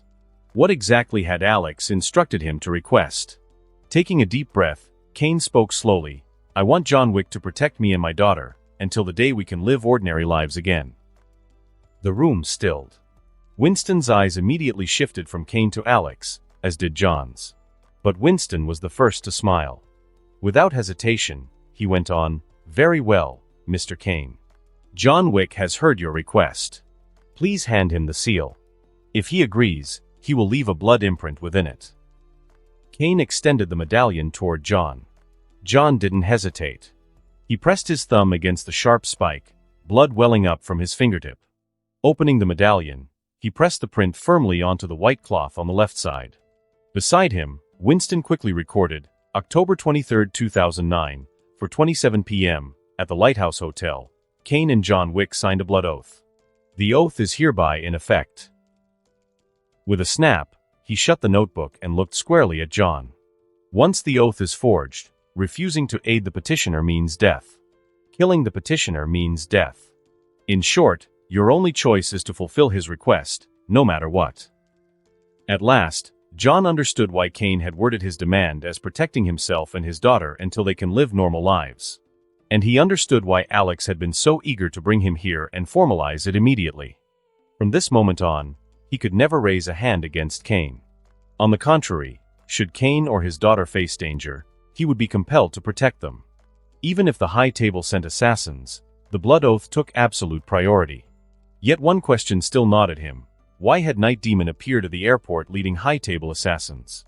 John's eyes turned to Alex, the true mastermind behind all this. "Mr. Alex, I fulfilled your request. Now tell me, what really happened here?" "Of course." Alex poured fresh whiskey for John and Kane, then braced his hands against the sofa as he stood behind them, his voice calm but steady. The High Table wanted to use Kane's daughter as leverage to force him out of retirement. To do so, they abducted her. As he laid it out, the abduction, the coercion, the rescue, the bounty, the retreat to New York, the whole chain of events came into focus. Only then did John Wick grasp the truth. The High Table had hoped to turn him into their weapon, coercing him to kill Kane. The outcome would have been inevitable, one dead, the other gravely wounded. Alex's maneuver had spared him from that trap. John exhaled slowly, as did the others in the room, relief visible on their faces. But Alex? He only smiled, enigmatic as ever. Because this oath's purpose went far beyond tonight. One day, it would be the very thing to make the High Table choke on its own rules. Lighthouse Hotel Lobby. Apologies, but in my view, the Lighthouse is nothing more than a fledgling outfit that's barely set foot in the assassin world. What qualifications do you have to be recognized by the High Table as a family-backed organization? The adjudicator had begun losing patience. His tone sharpened. "I'll repeat myself one last time. On behalf of the High Table, I demand that you hand over Kane and his daughter. Otherwise, the High Table will take matters into its own hands." Just as his words faded, footsteps echoed from the staircase. John Wick, Kane, Winston, and Alex bringing up the rear. The adjudicator felt a flicker of unease but quickly smothered it. He raised the black coin symbolizing his authority toward John Wick.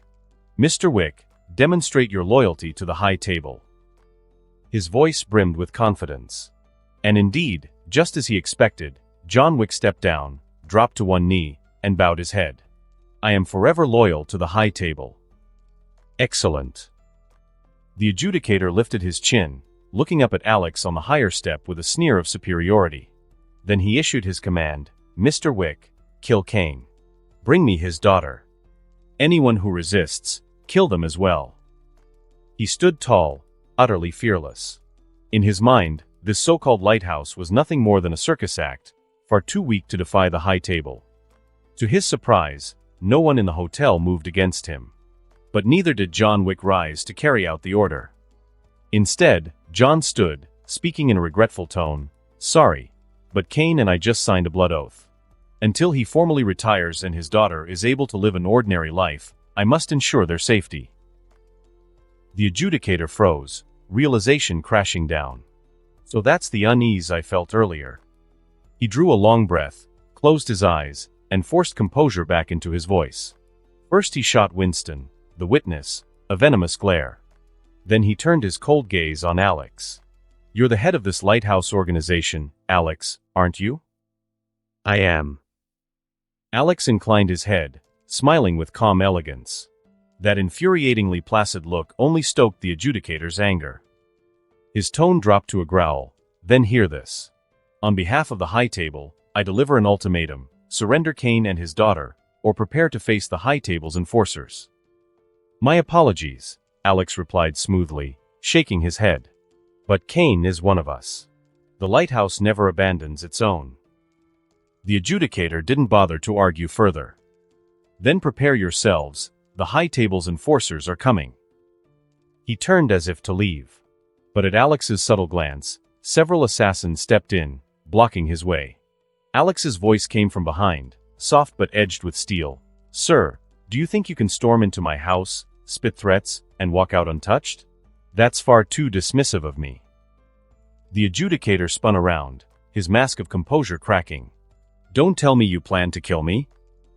"Why not?" For quiet words that gripped his throat tighter than any blade. His face drained of color.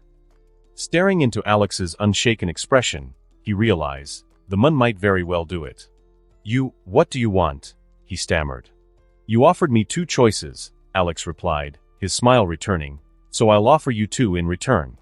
Either take out your phone and call the High Table, or end your life here and now."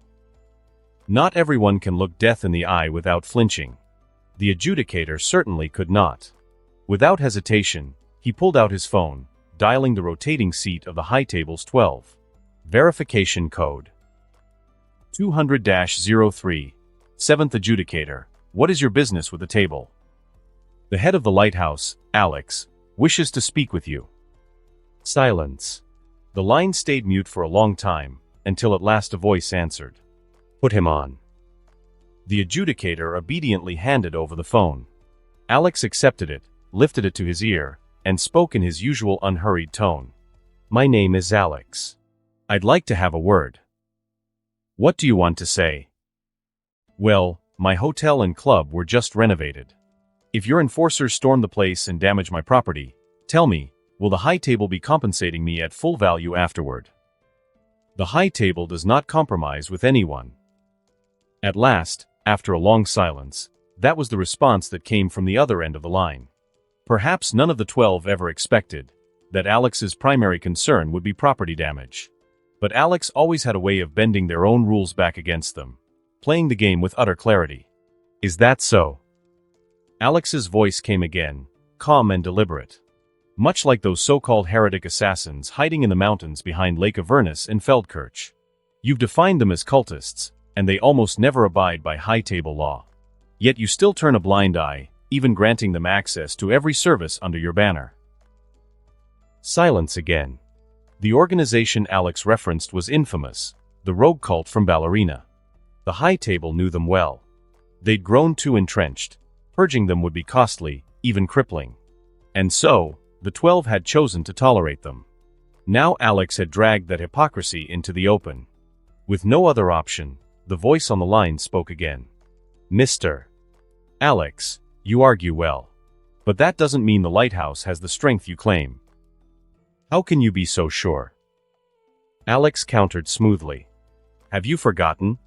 The lighthouse was built atop the ashes of the Comora's New York division. Doesn't that mean we already rival the Romani Syndicate, the Chinese Triads, the Comora branches, perhaps even surpass them? I suspect, somewhere in the High Table's ancient codes, you'll find a rule that says this: any group capable of challenging one of the 12's family-backed branches is to be recognized as an equal. Otherwise, if my power and my station do not match, why should my lighthouse be bound by your rules?" Whether such a rule truly existed, Alex did not know. Nor did he care. If the lighthouse had to force the table to invent it, so be it. In simple terms, if the lighthouse was willing to play by the rules, then the High Table was obligated to grant it status in return. And at the same time, this was Alex's test, to probe for the table's bottom line. 24 hours. Finally, After another long pause, the 12 gave their verdict. Mr. Alex, you have 24 hours to decide. In that time, you may surrender Kane and his daughter. If you do, we will treat this matter as if it never happened. Or, you may spend those 24 hours preparing. Once they expire, the High Table will unleash its enforcers against the lighthouse for 48 hours of eradication. As you've said, the voice went on, if the lighthouse survives those 48 hours, then we will acknowledge your organization as the equal of any of the 12 family's branches. And we will cease all pursuit of Kane and his daughter. Furthermore, the entirety of Adjudicator 7's estate will be seized to compensate your hotel for damages. The line went dead. Alex had what he wanted. And he chose to forgive their little discourtesy with a generous smile. He lifted his eyes toward the center of the lobby, where Adjudicator 7 still stood waiting. With a flick of his wrist, Alex tossed the phone back. Then, almost casually, he asked, "Tell me, Adjudicator 7, how much is your estate worth?" Why would you ask that?" "Because the High Table just wagered all of it against me." Gulp. The Adjudicator swallowed hard. For the first time, fear crept across his face. Cold sweat streamed down his brow. He understood now, if the lighthouse endured, he would be discarded like a pawn. Yet what choice did he have? He could not defy the table. After a long, painful hesitation, he gave the answer. 5,000 gold coins, and 100 million in cash. Of course. Alex almost laughed aloud. John Wick, the honest workhorse, had spent decades scraping together barely 800 coins. Even the Comora's New York branch had boasted no more than 1,000. But this adjudicator? He'd managed to hoard 5,000. Outrageous. Still, better for Alex. With such a fortune in play, the stakes were higher than ever. And he held 4 aces in his hand: John Wick, Kane, Duggan, and Anna. Even against the High Table's so-called enforcers, armed to the teeth. Alex could boldly declare, "No matter how many you send, I'll cut them all down." Winston left. He accompanied the so-called Adjudicator 7 as they departed the Lighthouse Hotel. After all, Winston had committed no crime. Even if everyone suspected him of helping John Wick and Kane in this affair, suspicion alone was meaningless. As long as he hadn't broken the High Table's rules, not even the table itself could punish him. As for Adjudicator 7's departure, Alex hardly cared. The High Table's reputation was ironclad. When the time came, Alex wouldn't even need to raise the matter. The table would kill Adjudicator 7 themselves and deliver his fortune to the lighthouse. By evening, rain drizzled down across New York.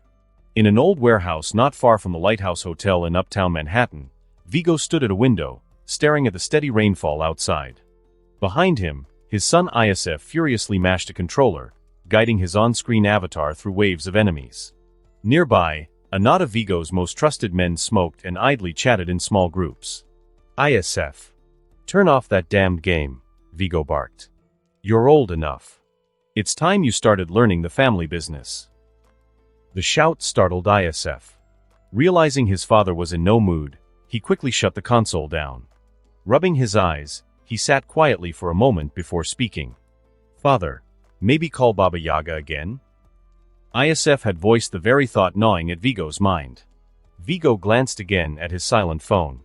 No messages. No calls returned. The truth was simple. His frustration stemmed from John Wick. All day, he had called Wick's number over and over. No answer. Every time. They had agreed Wick would contact him today. Yet dusk had arrived, and still nothing. The delay left Vigo restless. He had seen the Night Demon's methods with his own eyes. He had no desire to experience them firsthand. But circumstances had driven him into hiding in this dingy warehouse. Now, his only hope was that Wick, the one man who could stand against the Night Demon, would finally call and agree to kill the monster hunting him. If Wick failed to deliver, Vigo had already resigned himself to the worst. He would have to abandon New York, flee with ISF and his men to another city, and start anew. At last, the long-awaited call came. Ring, the phone had barely chimed before Vigo snatched it up. "Hello, Vigo. Say what you need. Quickly." "Kill the Night Demon." "Fine. I'll deal with him. But after this, don't ever come to me again. I'm retiring. I swear it. Once he's gone, I'll never trouble you again in New York." The words left Vigo's lips, and John Wick hung up without another word. Relief washed over Vigo. The weight crushing his chest lifted. Turning to ISF, he allowed himself a smile. "ISF, look. The Baba Yaga has agreed to act." Lighthouse Hotel. Second floor, the manager's office. Alex, Anna, Duggan, Kane, and John Wick gathered around.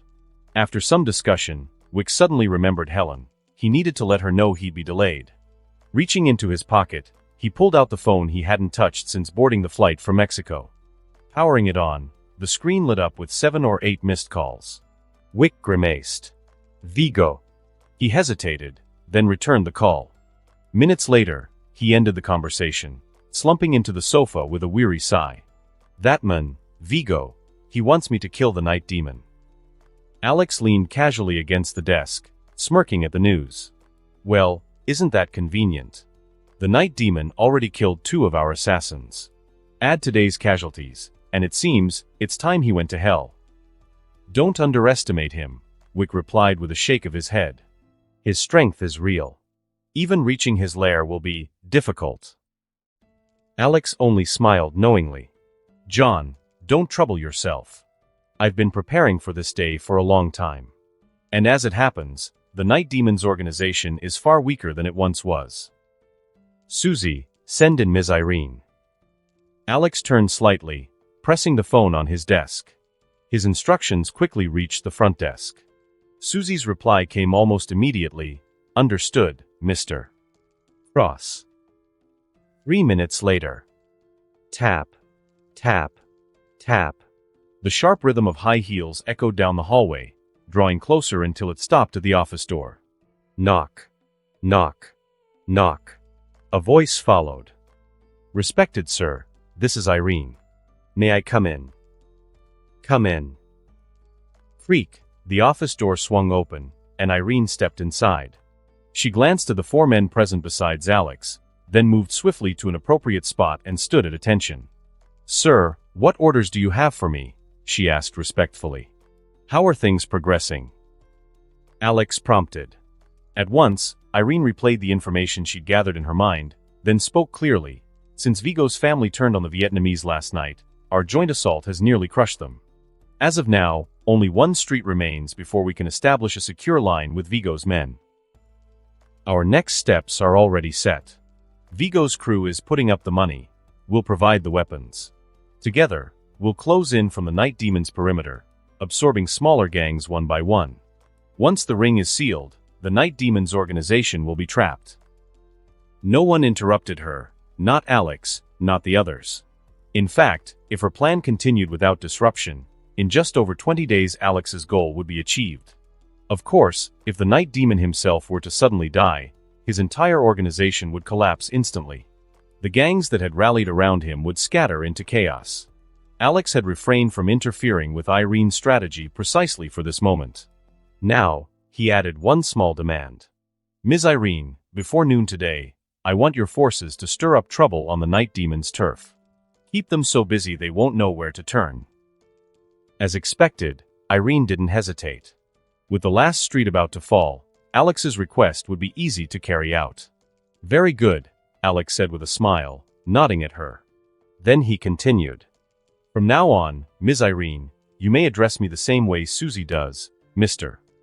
Cross. You may go. Once this business is finished, you'll receive your due reward." "Thank you, Mr. Cross." Irene will give her utmost. With a polite bow, she turned and left, closing the door carefully behind her. With the gangs outside keeping them tied up, there will be far fewer obstacles on the way to the Night Demon's lair, the San Dien Strip Club. Kane spoke first, analyzing the situation while seated beside John Wick. "Yeah." Wick muttered, lifting his glass. He sipped his whiskey in silence, already bracing himself for a fight to the death. The Night Demon was no weaker than him.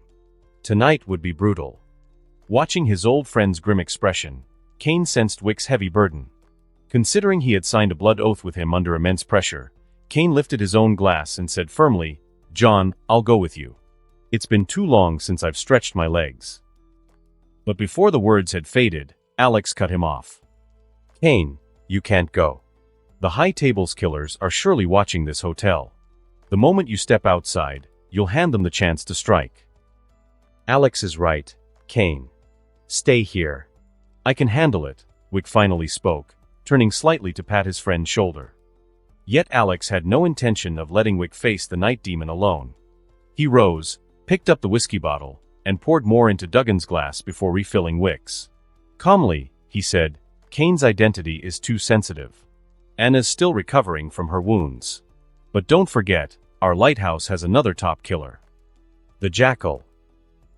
John, the Jackal will fight beside you. So, good hunting tonight." Late at night. The rain hadn't stopped. Inside the Sandyen strip club. On the table sat a bottle of vodka, bandages for staunching blood, scissors, and disinfectant. Gulp. Gulp. The night demon grabbed the vodka, chugged deeply, then slumped onto the sofa, staring at the bandages wrapped around his right hand. In his mind, the near-death moment at the airport still echoed vividly. "Damn it, if I wasn't tough enough, I'd have been finished there today. The Camorra family really is a bunch of useless trash." Snapping back to the present, he cursed bitterly. Before he could continue, several figures rushed into the room. One of them, a small-time leader from the Vietnamese gang, stammered nervously, "Sir, it's bad.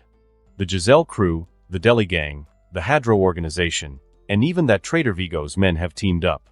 Uptown, midtown, downtown, they're all in chaos." The night demon turned his head, glaring with venom. "You idiots. Do I really need to spell it out? Send men to stabilize the streets." The outburst silenced them instantly. Finally, one of the sharper ones spoke up carefully. "Sir, we've already deployed people. We should be getting word back soon." "Humph. And what about that bastard Vigo? Found him yet?" "No news yet." "Useless." The night demon roared, his right hand clenching instinctively. The movement pressed against his wound, sending sharp pain through him. Snarling, he grabbed the bottle again. Gulp. Gulp. Another heavy swig. Then, crash. He hurled the bottle across the room. It smashed against one man's forehead with brutal force. Blood gushed instantly. "Ah!" The Mun screamed in agony, driving the night demon into a deeper rage. Bang! A single gunshot ended the man's suffering. Coldly, the night demon waved a hand, signaling the others to drag the corpse away. He rose, walked to the liquor cabinet, and pulled out another bottle of vodka. Just as he uncapped it, his phone rang. "Still holding the bottle," he answered. A voice came through the line, "Night demon, it's Santino. Word is, that bastard Alex has gotten himself entangled with a High Table." "So what? Your father and sister couldn't solve that problem. You think you, an exile, have something better to offer." Unimpressed, the night demon poured himself a glass and leaned casually against the bar, sneering. Santino ignored the insult, continuing smoothly, "I've already sent Ares to New York. When Alex is busy fending off the High Table special enforcers, you and Ares can use the chaos to finish him off for me." The night demon had no reason to refuse. The High Table might have dispatched their special squad, but after today's airport fiasco, he'd seen the truth. Alex had powerful allies: Anna, the woman who wounded him, the male assassin who slashed his palm, and of course, John Wick and Kane. 4 top-level killers. While on his side, only himself. Clearly not enough. If a fool wanted to throw men into the fire, he wouldn't complain. "Doesn't matter, even if you hadn't said anything, the High Table would have dragged me into this fight anyway."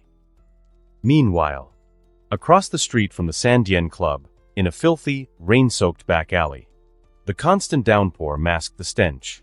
A group of men carried the corpse of the unlucky victim, killed minutes earlier, and dumped it carelessly onto a trash heap. Without a word, they turned and walked toward the street corner to wait for a ride. From the shadows, a homeless black man, wrapped in a rain tarp, crept toward the body. His hands fumbled over the corpse, searching for valuables. But he never noticed the Mun who appeared silently behind him. John Wick, dressed sharply in a suit, stepped into the alley. His eyes instantly caught the vagrant rifling through the dead. In his earpiece, Duggan's calm voice warned, "Better to silence him. The men who just left are still waiting at the corner. If this guy bolts, he'll draw their attention. And if a gunshot goes off, the night demon will know." "Yeah," Wick replied simply. He drew a tactical knife from behind his back. Silent as a shadow, he slipped up behind the vagrant. One hand clamped over the man's mouth. The blade flashed across his throat in a swift, practiced motion. The body dropped. Wick moved on without a glance, striding toward the alley's exit. Behind him, the wounded vagrant clawed at his throat, glaring after Wick's fading silhouette. Somehow, he held on, long enough to stumble away into the darkness, bleeding, but alive. That night was seared into his memory. Soon after, he would found a new power in the underworld, the Bowery King's network. On your right, under the pavilion, 4 men smoking. You can wait for them to leave, or take them out. John Wick hadn't even stepped out of the alley before Duggan's calm voice came through the earpiece. "Yeah," John answered simply. He drew his pistol, screwed on the suppressor, and pressed himself against the wall. A quick glance at the street corner. A flash of lightning split the night sky. Wick moved instantly. Pit, pit, pit, pit, for muffled shots. But just as his sights aligned on the last man, rumble. Thunder rolled overhead. A bullet tore through the 4th man's forehead, before Wick could fire. "No need to thank me," Duggan's voice crackled in his ear. For the first time since they'd begun working together, John Wick spoke more than a single word. "You remind me of an old friend. Only younger. And stronger." "Oh yeah?" Duggan asked. "You'd get along. His name's Marcus. A killer, like us. I'll introduce you someday." "Yeah." High above, Duggan calmly disassembled his rifle, still chatting through the comms. "I'll be there in 3 minutes. You can wait for me, or go in first." Wick wasn't one to wait. He holstered the pistol, swapped a fresh mag, and chambered around. Then tucked it away. His hand closed around a tactical knife instead. Moving silently, he slipped toward the San Dien strip club. Inside the entrance, behind the curtain, a lookout. The knife flashed. A hand clamped the man's mouth, and steel kissed his throat. The body sagged. Wick lowered it carefully, then moved on. At the corner, 2 more guards. He checked his watch. 1 minute had passed. Decision made, Wick strode right into their path. They started to block him. Too late. His right hand lashed out, the blade punched through one man's throat. His left hand clamped the other's larynx, cutting off sound. A crushing punch to the kidney dropped him. Wick slipped behind, locked in a chokehold, and squeezed until the mun went limp. He rose, yanked his knife free from the first corpse, and glanced at his watch again. 2 minutes 30 seconds. No time to waste. Through the next door, music slammed into him, deafening. On stage, strippers writhed around steel poles, barely covered in scraps of cloth. "Take it off. Take it off." The crowd howled, lost in lust and liquor. Wick pushed through, heading for the hallway that led to the back offices. Just then, Duggan arrived, slipping to his side. From his coat he pulled a flashbang, yanked the pin, and cracked the door open just enough.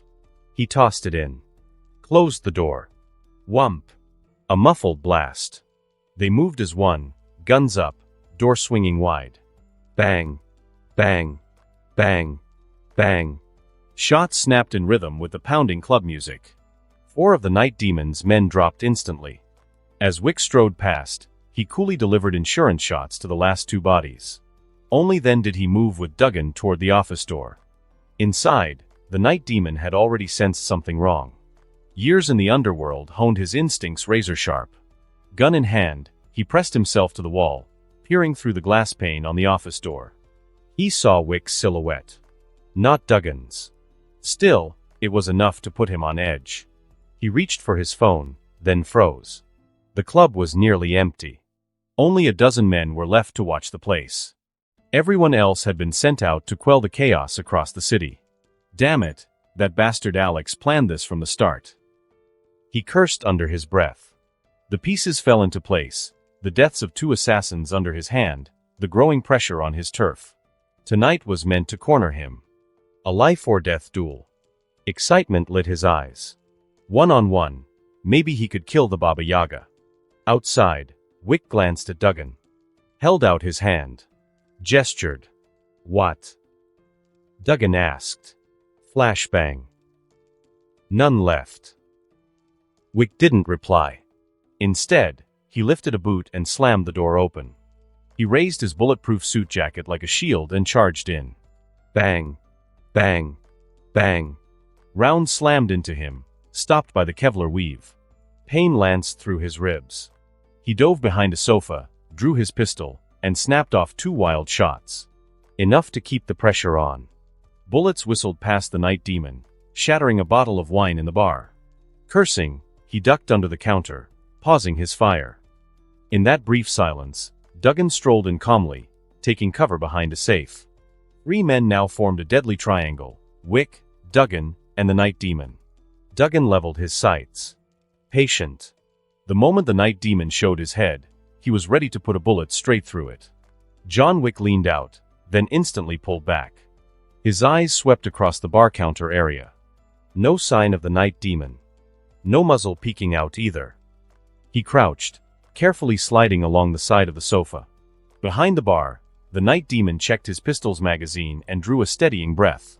Like Wick, he suddenly snapped his head out from cover, and spotted Wick shifting forward. He raised his gun to fire, then froze. A chilling instinct ripped through his mind. He jerked his arm up reflexively, covering his head. Bang!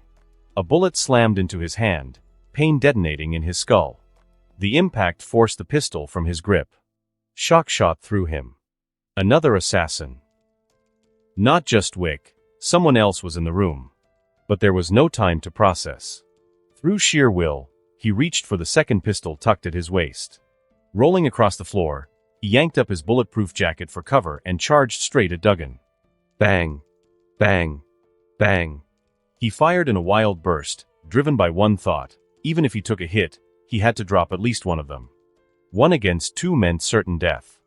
Facing Wick 1-on-1, he wasn't even sure he could win. But this? He had no choice. The 3 men were the top killers in the world. The night demon's mad rush toward Duggan opened his flanks to Wick.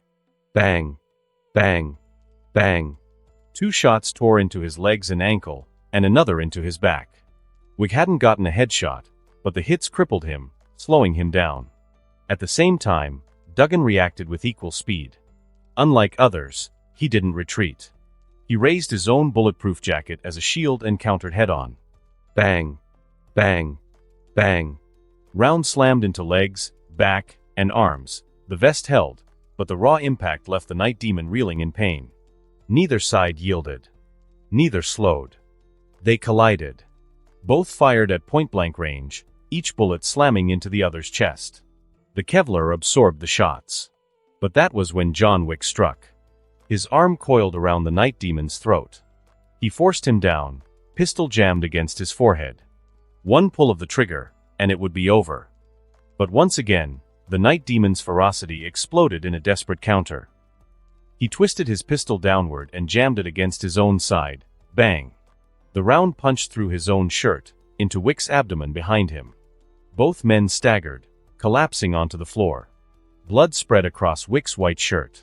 Yet the night demon had no chance to breathe, because his chest was now fully exposed to Duggan. Duggan raised his gun. Bang! Bang! 2 more bullets smashed into the night demon's back, sending him sprawling. This time, before he could rise again, Duggan pounced. His gun clattered away as his arms locked tight around the night demon's throat. A brutal chokehold. A crucifix strangles. The night demon thrashed violently, every nerve screaming with the terror of suffocation. But his strength was bleeding away. His hands were torn, his body battered, and blood was seeping from his abdomen. His will to live fought on instinct alone, until despair finally consumed him. Wick, clutching his wound, forced himself upright. He drew a backup pistol and leveled it at the night demon's head. Bang! Bang! No words. No hesitation. No last speeches. Top assassins never gave enemies that chance. The night demon twitched twice, then went still. His lifeless eyes froze wide open, blood pooling beneath him. Duggan released his grip, gasping for air, muscles trembling from the strain. Though the fight had lasted only moments, the tension had been unbearable. He and Wick both collapsed against the floor, panting heavily. HHH, over. It's over. John, can you keep going? Duggan asked, propping himself up. Yeah. Wick groaned, pressing his bleeding side, struggling to sit. Duggan reached over, hauling him up. Together, they looked at the night demon's corpse one last time. Weapons holstered. Side by side, leaning on each other, they limped out of the strip club. New Delhi, India. Sali Hotel, another branch of the Kamora family. Since arriving here, Santino had known nothing but misery. The stench of urine in the air, the endless honking in the streets, the overpowering curry smell clinging to everyone, all of it gnawed at his nerves. Diarrhea, fever, and weakness. In just a few days, the city had nearly broken him. But as if in divine pity, news arrived from Ares. Alex Cross has provoked the High Table while trying to protect Kaney and his daughter. He's about to face the High Table's Special Enforcement Squad. Santino's eyes lit with hope. His chance for revenge had come far sooner than expected. Clinging to reason, he made contact with the night demon. But just after their call ended, his stomach lurched again. He vomited violently until nothing but bile burned his throat. Collapsing weakly onto the toilet, drained and trembling, he eventually staggered to the couch. Looking at Ares, he rasped, "This trip to New York. Be careful. Bring me back good news." Ares nodded silently, signing with his hands, "I'll finish the job. I'll kill Alex Cross. You stay safe here, manage the family branch. I believe you'll rise again." "Good. Once I get used to this food, I'll recover," Santino muttered, before bolting for the bathroom again. Ares shook his head in silent frustration, then turned and walked out of the room. The Lighthouse Hotel. Top floor.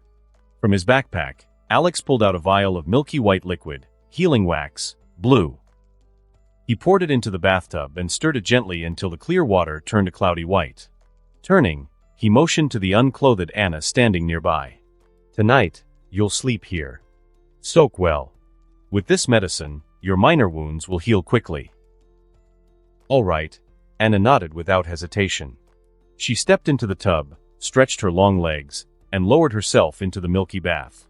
Within minutes, her breathing slowed, she was already asleep. Alex glanced at her once, then left the bathroom quietly. Heading downstairs into the underground training base, he entered the treatment room. On the floor, 2 narrow pools, each large enough for one person, had already been dug out. He instructed 2 killers to fill them with water, then sat silently to wait. Before long, John Wick entered, supported by Duggan. After a quick stitch-up of his wounds, Alex produced 2 more bottles of healing wax and poured them into the prepared pools. "John, this is the Lighthouse's unique healing bath. It will accelerate recovery. I need you to stay in here for the next 16 hours. That way, when the coming battle arrives, your abdominal wound won't hold you back." He glanced at Duggan. "Duggan, you'll stay here tonight as well." Duggan didn't hesitate. Orders from Alex were absolute. John Wick, however, wavered. Alex caught his hesitation immediately. "John, you want to go upstairs. To see Helen, right?" John didn't deny it. Stripping off his blood-soaked shirt, he spoke more words in one go than he usually ever did. "It's late. I don't want to disturb her. And, as you said, in 16 hours the Lighthouse will face the High Table's retaliation. If she's here, I can't rest easy." It was rare for Wick to open his heart. But even the coldest killer softens once they've found someone they love. Alex thought for a moment before replying, "For your first concern, my answer is simple. You're a man of focus, commitment, and pure will. If you're even asking me this, you already know your answer." He rose, took a spare suit from the wardrobe, and handed it to Wick. "As for the second, it's the same. You're a man of focus, commitment, and pure will. As long as you're in this hotel, Helen will be safe. And besides, Do you think the high table can threaten Kane with his daughter yet overlook Helen if she were unprotected? The words struck Wick like lightning. His eyes cleared of hesitation. He slipped into the fresh shirt, thanked Alex quietly, and hurried upstairs. 10 minutes later, he returned, smiling, his face lighter, satisfied. Without needing another word, he stripped again and sank into the healing bath. Alex didn't pry into his private matters. Seeing Wick finally settle, he turned to leave. But at the door, Wick suddenly called out, "If one day I wanted to retire, like Kane, live a normal life, would you help me?" Alex stopped and turned back with a smile. "Of course. If that day comes, you'll only need to meet the same condition I gave Kane." Later, back in his room, Alex didn't sleep. Instead, he opened the system's marketplace. A great battle loomed. The gold he had saved until now, this was the time to use it. System, spend 10 gold. Refresh the store. At his command, the empty discount section filled with items. 1. Talent recruitment scroll, purple, ×1. Summons one character from another movie world. Purple grade, absolute loyalty, value, 30 gold, special 85% discount, . 2. Advanced weapon crates ×50. 50 sets containing Viper pistols, TR9 carbines, Benelli M4 shotguns, and close combat knives, value, 15 gold, 80% discount, . 3. Special Squad Mystery Box, a lucky pack that summons a random 10-man Special Ops Squad, value, 66 gold, 50% discount, . 4. Assassin Recruitment Scroll, gold, ×1. Summons a top-tier assassin from another movie world, gold grade, value, 100 gold, special 50% discount, . 5. Military Fortress Level 1, a facility upgrade for buildings, Level 1 reinforced walls and bulletproof glass, with slow self-repair function, value, 200 gold, special 99.9% discount, . Alex's heart surged with excitement. A gold tier scroll. 4 peak level killers, nothing could thrill him more. Though the prices were steep, his savings were enough. He bought them all in one go. One card materialized in his palm, Military Fortress Level 1. He studied it, then crushed the card. The system's voice echoed in his mind. Detected use of Military Fortress Level 1 card. Scanning building. Scan complete. Current building, Lighthouse Hotel. Bind facility here. Yes. In that instant, invisible pulses spread across the Lighthouse Hotel. Its walls and windows shimmered imperceptibly, reinforcing, fortifying, and transforming. Moments later, 2 crisp notifications rang. Lighthouse Hotel walls upgraded. Lighthouse Hotel glass upgraded. The fortress was rising. With the Lighthouse Hotel's defenses upgraded, Alex's attention naturally shifted to the 2 new scrolls he had just obtained, 1 purple and 1 gold. For talents, Alex didn't have an urgent demand anymore. With Susie, Margarita, and Anna already under his command, he had more than enough manpower to control half of New York in the short term. So, without hesitation, he activated the scrolls. System. Use the Talent Recruitment Scroll and the Assassin Recruitment Scroll.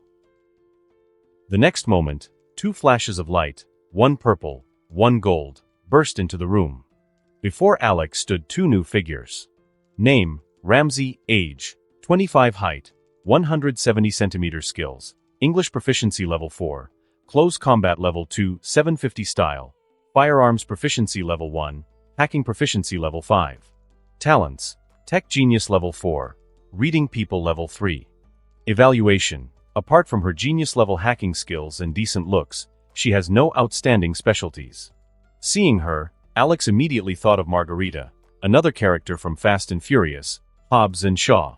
Ramsey was the legendary hacker who built the God's Eye surveillance system in Fast and Furious 7. He couldn't help but wonder.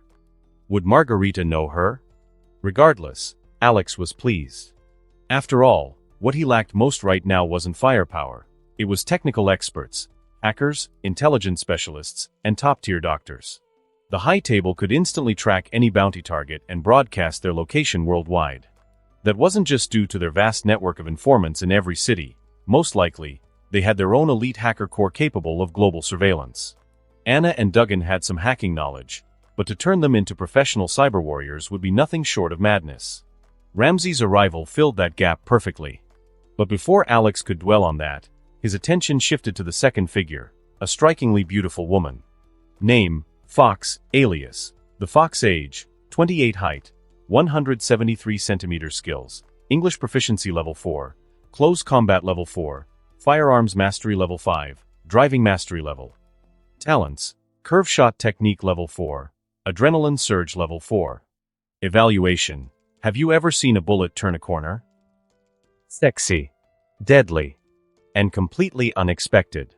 Fox, straight from the movie Wanted, stood before him. Her mastery of the curve shot alone put her at the top tier of assassins across the John Wick universe. But with such power came danger. If the High Table discovered her ability to bend bullets mid-flight, they would stop at nothing to capture her. Threats, torture, human experimentation, cloning, whatever it took to weaponize her gift. Until Alex had enough strength to openly defy the High Table, he would forbid Fox from using her curve shot recklessly. Still, her sheer presence elevated his forces to a whole new level. Alex rose from the sofa, retrieved 2 bulletproof suits from his storage, and handed them over. He turned first to Ramsey. The God's Eye system, you can rebuild it? Ramsey took the suit, already slipping into it as she answered quickly, I'll need time, mister. Alex. Good. That's enough for now. Alex nodded with satisfaction. Then he turned to Fox, who was changing into her own tailored suit. Fox, once you're ready, head to the training base downstairs. Pick out weapons you're most comfortable with. And remember, unless it's absolutely necessary, do not use your curve shot ability. Understood, mister. Alex, she replied firmly. The two left the room together. Only then did Alex finally focus on the last unopened prize, the Special Squad blind box. The description was vague, just that it would summon a 10-man emergency squad. No details about skills, firepower, or abilities. Alex couldn't help but picture elite units from the movies: Navy SEAL Team 6, MI6 Special Forces, Spetsnaz Alpha Group. With anticipation, he cracked the blind box open. A golden light burst forth, followed by a crimson badge floating into his palm. Glancing at it, new data appeared before his eyes: Emergency Squad, Rogue Warriors, Team Size, 10 Duration, 10 minutes per deployment cooldown, 24 hours notes. Rogue Warriors wear fully armored exosuits and wield infinite ammunition. However, they come with strict limitations. Use wisely to maximize effectiveness. Damn. Even Alex, usually composed, couldn't help but curse in excitement. Only 10 minutes per summon, and only once a day, but infinite ammo wiped away all drawbacks. He imagined it: 10 heavy gunners, unleashing endless streams of bullets from their Gatling cannons, mowing down waves of enemies. Just the thought made his scalp tingle. Pocketing the badge carefully, Alex gazed out at the glittering New York skyline. Everything was ready. The final battle was coming. Until then, all he had to do was rest and gather his strength. High Table Enforcement Countdown, 1 hour. After failing to contact Night Demon several times, the 7th adjudicator went personally to the Sandien strip club. The moment he stepped inside, a corpse lay still on the floor, flies buzzing around. A grim premonition struck him. With 2 killers at his side, he pushed deeper into the club. And there it was, Night Demon's body sprawled across the office floor, impossible to miss. But soon his gaze shifted, toward the bar. A woman sat quietly, sipping a glass of whiskey. The moment he saw her, the adjudicator's expression darkened. Ares, you're supposed to be in New Delhi with Santino. What are you doing here? Ares smirked, her eyes glinting. She set down the glass and signed with her hands. I heard you staked your life and worth on this mission.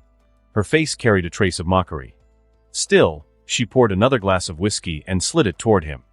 Clearly, the two knew each other, and shared more than a passing history. The adjudicator sat beside her, accepted the glass, and sipped. Yes. Whatever happens between the lighthouse and the High Table, I won't escape death. I brought you into this life. Consider this drink your farewell to me. Ares said nothing at first, only watching him. After a while, her hands moved again. Don't worry. I came here to kill Alex Cross. Call it vengeance, in your name. The adjudicator downed the whiskey in a single gulp, rose to his feet, and left with his 2 men. Lighthouse Hotel. Kane had already entrusted his daughter to Helen, who was also being protected by Nikita. Downstairs, assassins bustled, hauling crates of weapons. By Alex Cross's orders, floors 3, 6, and 9 were reinforced with temporary supply points. 24 blue-tier assassins were divided into 4 squads, 6 per team. First squad, plus 30 green-tier killers, fully armed, held the underground training base. Once battle began, the base would be sealed, no entry, no exit. Second squad with Kane and Duggan entrenched on the 3rd floor. Third squad with John Wick on the 6th floor. Fourth squad with Anna and Fox on the 9th floor. Everything above the 9th floor was declared a forbidden zone. In the training base's armory, Alex Cross, Anna, Fox, Duggan, John Wick, and Kane gathered. Margarita equipped them personally. Keltec KSG shotgun, 14+1 rounds, heavy punch. The high table's enforcers wear medium armor. This gun tears right through it. Kohari CA 415 automatic rifle, 30 rounds, our signature weapon. Strong power, solid penetration. Even with armor, they won't stand. On the table, 5 automatic shotguns with extra 12-gauge shells. 5 automatic rifles with spare magazines. Plus, several sets of lightweight body armor to be worn under their suits, offering crucial extra protection without hampering movement. The other assassin squads were armed as well with Remington M870S and CA415 rifles, plus heavier vests. Countdown, 5 minutes. The training base doors sealed shut. Only the first squad and their 30 greens remained inside. Kane, Duggan, John Wick, Anna, and Fox moved to their assigned posts. Hotel entrance. A black sedan stopped. The adjudicator stepped out with 2 killers, entering the lobby. The air was thick with hostility. He frowned slightly, then laid a black coin on the front desk. Moments later, Susie appeared, flanked by 5 assassins. No pleasantries. No wasted words. The adjudicator glanced at his watch. At the 2-minute mark, he asked, "What is the lighthouse's final decision?" Susie smiled faintly. "The lighthouse will not abandon Mr. Kane or his daughter." That was all. The adjudicator turned on his heel, phone already in hand as he walked out. He called the high table's rotating 12 seats. When the line connected, he simply said, "The lighthouse refuses to surrender Kane and his daughter." Then hung up, got in the car, and drove away. So natural. So inevitable. Such were the rules of the high table. Back inside, Susie ordered her team, high-explosive grenades armed. Doors locked. Traps set. Then she and her 5 assassins took the elevator up. Power below the 9th floor was cut. The Lighthouse Hotel entered silent mode. Countdown ends. The surrounding streets were deserted. 2 buses rolled up to the hotel entrance. 60 enforcers in full tactical armor and helmets, armed with SIG 550 assault rifles, disembarked. They split into 10 squads. The first squad advanced to the front doors, pulled at the handles. Boom! A massive explosion ripped the glass doors apart, hurling the entire squad back in pieces. The remaining 9 squads instantly raised their rifles. Battle formation. This was it. The lighthouse versus the high table. The 48-hour war had begun. High table enforcement 9 squads remained after the explosion. They poured into the hotel's first floor.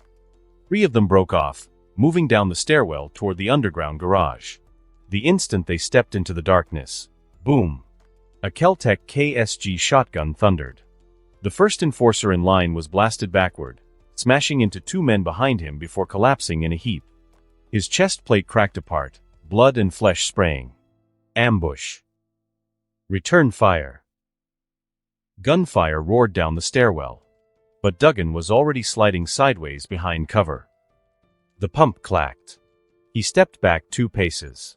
Another enforcer rushed through the doorway, weapon raised, but his burst only chewed holes where Duggan had been standing seconds ago. 4 more followed. They advanced cautiously, lowering their muzzles once they saw no target. That hesitation killed them. Boom! Boom! 2 blasts tore through the formation. Duggan emerged from behind a concrete pillar, pumping, firing, pumping again. Boom. Another kill. Boom. A fourth man dropped. One survivor raised his rifle, but Duggan's sidearm snapped from his belt. Bang. Bang. 2 rounds to the chest.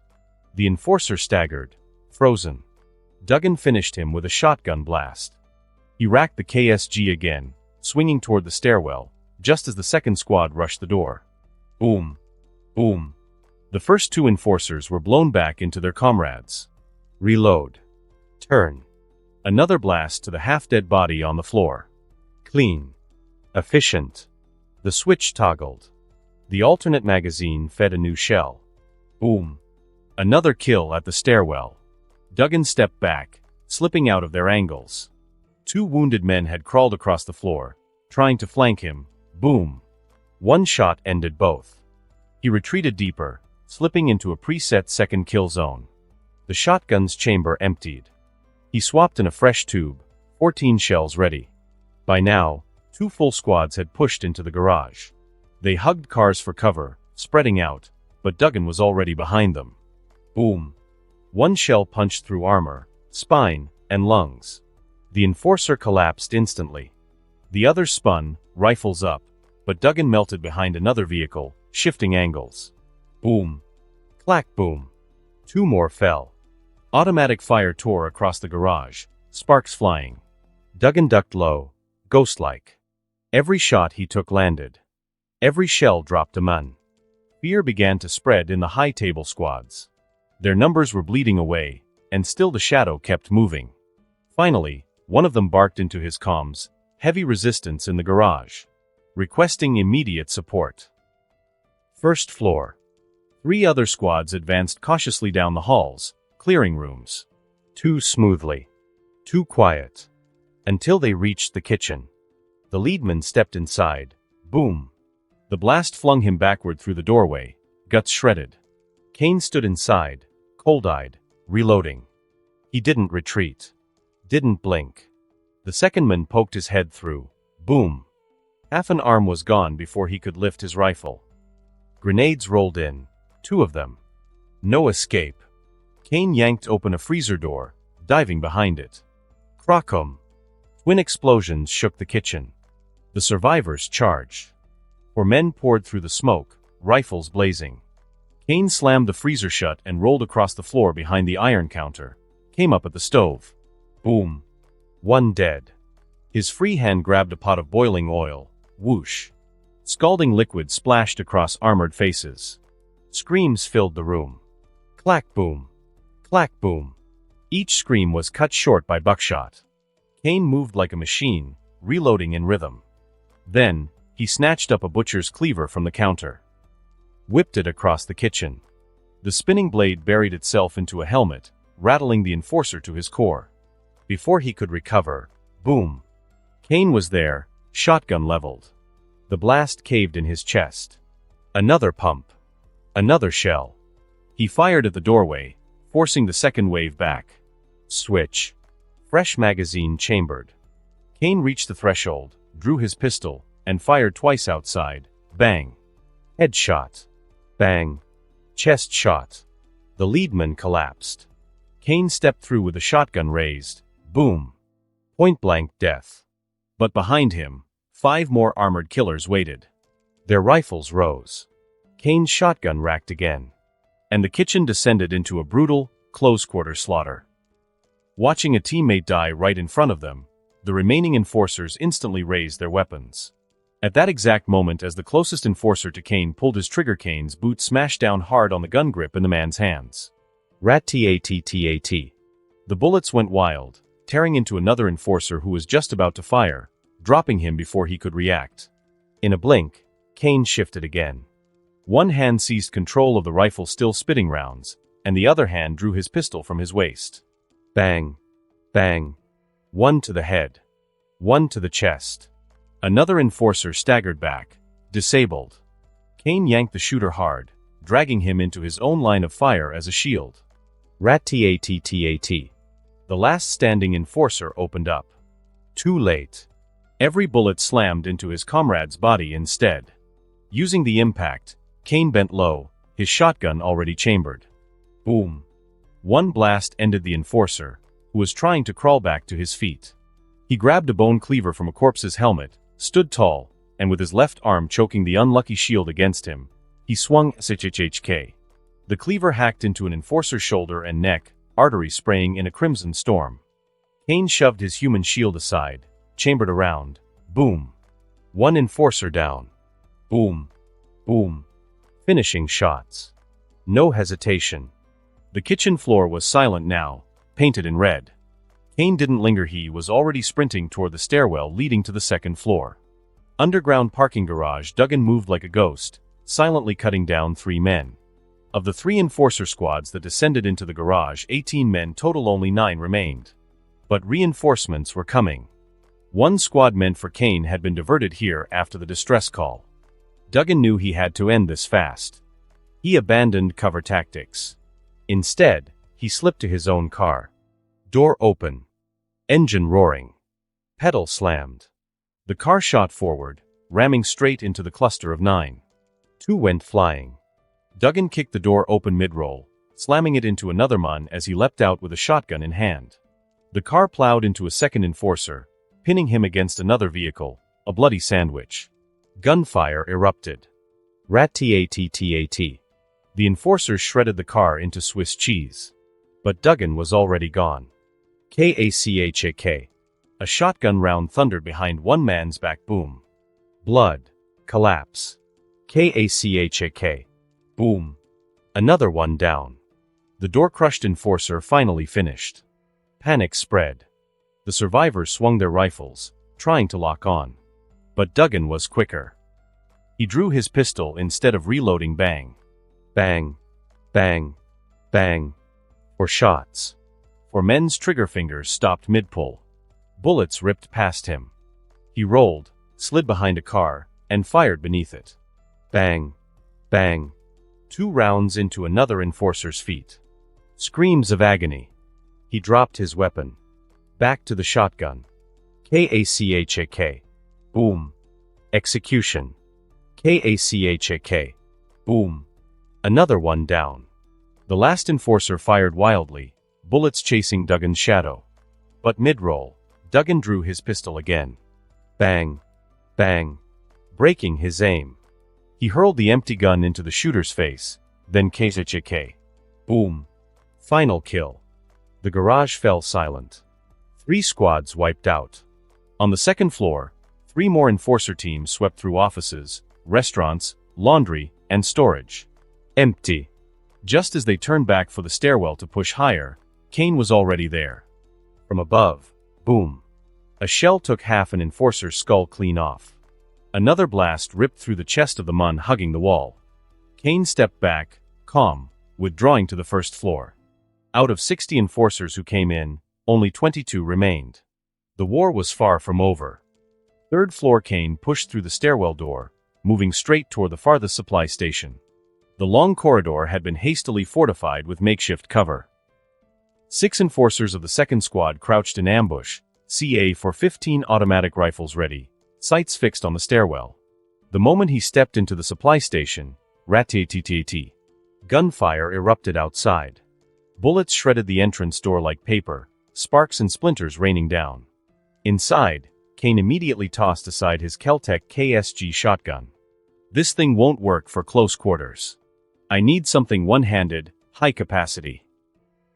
Without hesitation, Margarita pulled a custom weapon from her case. Glock 17, mounted with a FAB Defense Bose G1 carbine kit. 9mm rounds. Extended 33-round mag. Kane tested the weight in his hand. Not bad. He nodded once, quickly reloaded, then grabbed a CA-415 and his sword cane before moving out. Behind cover, he set up the CA-415. Safety off. Bolt pulled. At the stairwell, an enforcer tossed 2 grenades toward the hall. Fast as lightning, Kane fired, rat-tat-tat. A round struck one grenade mid-air. It didn't explode. Instead, the impact sent it flying out through the doorway into the stairwell below. Boom. Boom. Twin explosions. 2 enforcers in the front ranks had their skulls shredded by shrapnel. Screams echoed from the stairwell. Kane advanced, sprinting to the wall beside the doorway. He leaned in, gun first, rat-tat-tat. An unrelenting burst tore into the stairwell. In seconds, the mag ran dry. He tossed the rifle aside, drew his customized Glock SMG, and kicked the door wide open. His sword cane slid free, the blade stabbing straight through an enforcer's throat. The scream died instantly. Kane's Glock barked, bang, bang, bang, bang. 4 precise shots, dropping the lightly wounded. Then steel and gunfire worked as one. A thrust. A slash. A downward cleave. Kane cut a brutal path, every strike claiming a life, every shot placed with surgical precision. Top floor, Alex's suite in his bedroom. Alex sat with a glass of whiskey, eyes fixed on the lighthouse's surveillance feed streaming across the TV. 2 system alerts chimed in his head. Ding. 1 enforcer, Blue, has been killed. Ding. 1 enforcer, Blue, has been killed. He wasn't surprised. That grenade had landed perfectly, right between 2 men, detonating on impact. No chance to dodge. Still, Kane's efficiency made him raise an eyebrow. Impressive. Seems Kane's strength might even surpass John Wick's. But when Kane pushed deeper into the stairwell, the feed cut off. The lighthouse's surveillance never covered stairwells, privacy policy. Alex muttered, after this war, I'll have Susie patch every blind spot. This is the base of operations, no room for weaknesses. He turned toward Ramsey at the computer. Switch the feed to Duggan. Yes, Mr. Alex, Ramsey replied, fingers tapping the keyboard. The screen shifted to the underground garage. Duggan crouched behind a stone pillar, checking the rounds in his shotgun. The King of Spades badge clipped to his chest glowed faintly. Stamina recovery plus 20%, wound healing plus 20%, the buff surged through him, strength flooding back. By the time the 6-man enforcer squad pushed through the stairwell into the blood-soaked garage, Duggan was ready. He moved low, silent as death. Boom. 1 enforcer obliterated, his body slamming into the concrete. The silence shattered again. Rat-tat-tat. The remaining 5 unleashed fire toward the shot's origin. But Duggan was already gone. K-A-C-H-A-K. Boom. Another kill, this time from their flank. The 4 survivors froze, fear prickling their spines. They locked back to back, eyes darting everywhere, afraid to blink. Then, sweat. 1 man's vision blurred as it stung his eye. He flinched, closing it for just a second. Boom. Agony tore through his body. Collapse. Silence. Rat-tat-tat. The last 3 spun, spraying bullets at Duggan's position, charging forward. Their clips emptied in seconds, cars riddled with holes. But when they reached the spot, nothing. Then, K-A-C-H-A-K. The sound of a shotgun chambering behind them. Boom.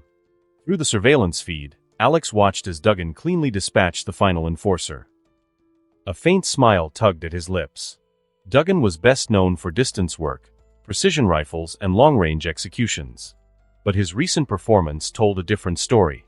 Up close, with firearms, he was just as deadly. His reflexes, agility, and ability to melt into the shadows, world-class. It was almost a shame. Such a powerful assassin, yet impossible to send on independent contracts. Duggan's flaw was simple.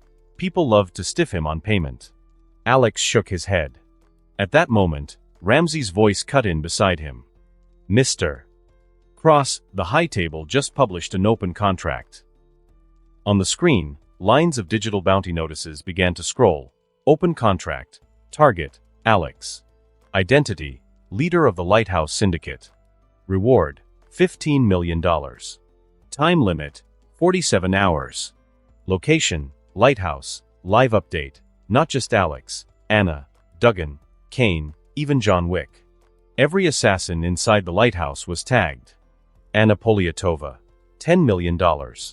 John Wick, $10, 000, 000. Kane, $10, 000, 000. The Jackal, $10, 000, 000. And the catch-all clause, any assassin within the lighthouse killed within 47 hours earns $1 million. Alex's expression didn't change. Exactly as he expected. Even if they doubled the payout, he knew fewer than 100 assassins in New York would dare enter this place. History had a long memory. When the lighthouse was still the Santos Hotel, he'd led 30 men against the Camorra. Wiped out their entire New York faction.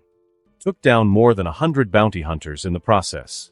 The underworld called that night one thing, the Manhattan meat grinder. That reputation still stood. Money was one thing. Walking into a death trap was another. Underground garage Duggan discarded his empty Keltec KSG, out of 12-gauge shells. It was useless now. Nothing more than dead weight. He popped the trunk of his nondescript car, pulled out a CA-415 assault rifle, and clipped spare mags to his belt. His sidearm reloaded, chamber checked. He moved into the stairwell. Above, bang, bang, bang, rat-tat-tat. Gunfire hammered back and forth. Duggan didn't hesitate. He swept upward, rifle at the ready, until he reached the landing between the second and third floors. A squad of high-table enforcers had their backs to him. He raised the rifle. Rat-tat-tat. Bullets tore into them from behind, chaos erupting instantly. The CA-415 didn't have the raw stopping power of a shotgun, but it was more than enough to cripple. Duggan closed in, finishing his work with precision knife strikes. Steel to throat. Arteries cut. Silence followed. Above, on the third floor, Kane was a blur of steel and gunfire. His sword cane flashed, the modified Glock barking between cuts. Bang, bang, bang. Headshots and chest shots staggered his enemies, and the blade did the rest. Every stroke was a kill. One from below. One from above. Duggan and Kane pressed the surviving enforcers into a choke point on the stairwell. No escape. Rat-tat-tat. Bang. Bang. Almost in sync, they ended it. Kane's blade opened a throat. Duggan's knife buried itself in a chest. Both men exhaled hard, dropping onto the steps. An hour of unbroken fighting had drained them. But the lighthouse cards they carried pulsed with quiet power. Stamina recovery accelerated. Their strength began to return. After a short breather, they hauled each other to their feet and limped toward the third-floor supply station. Top floor, Alex's sweet Alex watched them reappear on the cameras, stepping into the corridor. Relief crossed his face, tempered by concern. They were pushing themselves too far. The plan would need an adjustment. He pulled out his phone, dialing Anna. Mr. Cross, her voice came through. What do you need? You and Fox head to the third floor. Relieve Kane and Duggan. They need rest. From here on out, you two take point. The first wave. 60 enforcers of the high table wiped out to the last man. It didn't cause much of a stir. In fact, to the high table, it wasn't worth mentioning at all. After all, the 12 seats of the high table each represent an ancient family. Every one of those families has branches, gangs, and forces in nearly every major city across the globe. So how could this 1,000-year-old organization possibly only deploy a mere 60 enforcers to New York? In truth, that first wave had been nothing more than a probe. At the same time, before the second wave of enforcers arrived, the Lighthouse Hotel was already being fortified under Alex Cross's command. The underground training base, the 3rd, 6th, and 9th floors, had been set up as temporary supply points. Dozens of green-grade killers were sent to different floors, moving quickly to prepare. At the hotel's shattered front entrance, ruined by the earlier blast, 2 assassins carefully re-rigged traps. A transparent wire, stretched left and right, looped through the pins of 2 grenades.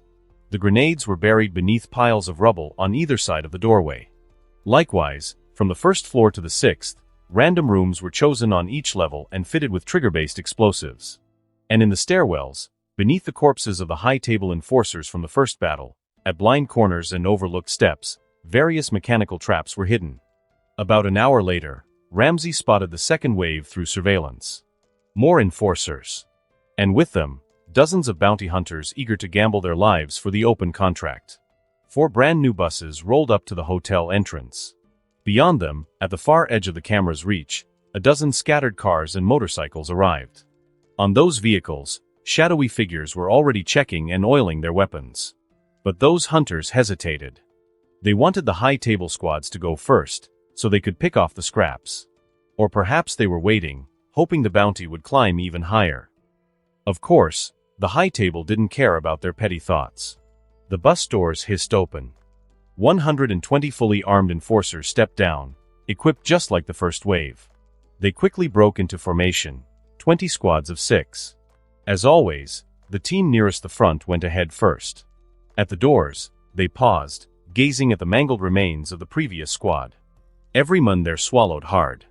Then, the leader waved forward. The very first step he took, click. 2 sharp snaps underfoot. Boom. Boom. The grenades buried in the rubble detonated. Stone, glass, and twisted metal shredded into high-velocity shrapnel, cutting in all directions. That squad never even made it inside. Those in front were torn apart instantly. Those behind were left missing limbs, screaming in agony. The watching bounty hunters jolted in shock. Some turned pale, retreating from the area immediately. But the 19 remaining squads didn't flinch. They dragged the critically wounded into the buses, then carried on. 3 squads veered off toward the underground parking entrance. The other 16 pushed through the main doors. Just as before, they split up once inside. 3 squads moved toward the parking garage. Another 3 began sweeping the first floor. The rest stormed the upper levels. The 3 teams headed underground were lucky, at least until they reached the basement stairwell. There, they came upon the heavy door to the garage. And in the center of that door, a fire hose nozzle fixed to a metal brace. Before they could react, whoosh! A torrent of pressurized water blasted out. The front line were knocked off their feet instantly, slammed to the ground. The stream didn't slow, it swept through the stairwell, toppling bodies and slamming them against walls. In the confined space, it became a downpour, soaking everything, choking the fighters, and leaving them gasping for air. 1 squad lay sprawled on the ground. Another staggered, dazed from the blow. The 3rd managed to hold their footing but couldn't push forward through the flood. Their only choice was to steady their breathing and try not to drown. Then, CHCHK. The sound of a shotgun chambering. Boom. CHCHK. Boom. They couldn't even see who was shooting, but screams echoed with every blast. Through the spray stepped Fox, immaculate in her suit, calm as if nothing were amiss. In her hands, a Keltec KSG shotgun. She advanced past the fire hose, pumped the weapon, and fired point-blank at the nearest enforcer. Boom. 1 down. Pump. Aim. Boom. Another body fell. In mere moments, 4 or 5 lay dead at her feet. Then Fox reloaded 1 last time, dropped 2 more, and slung the shotgun. From her belt, she pulled 2 grenades.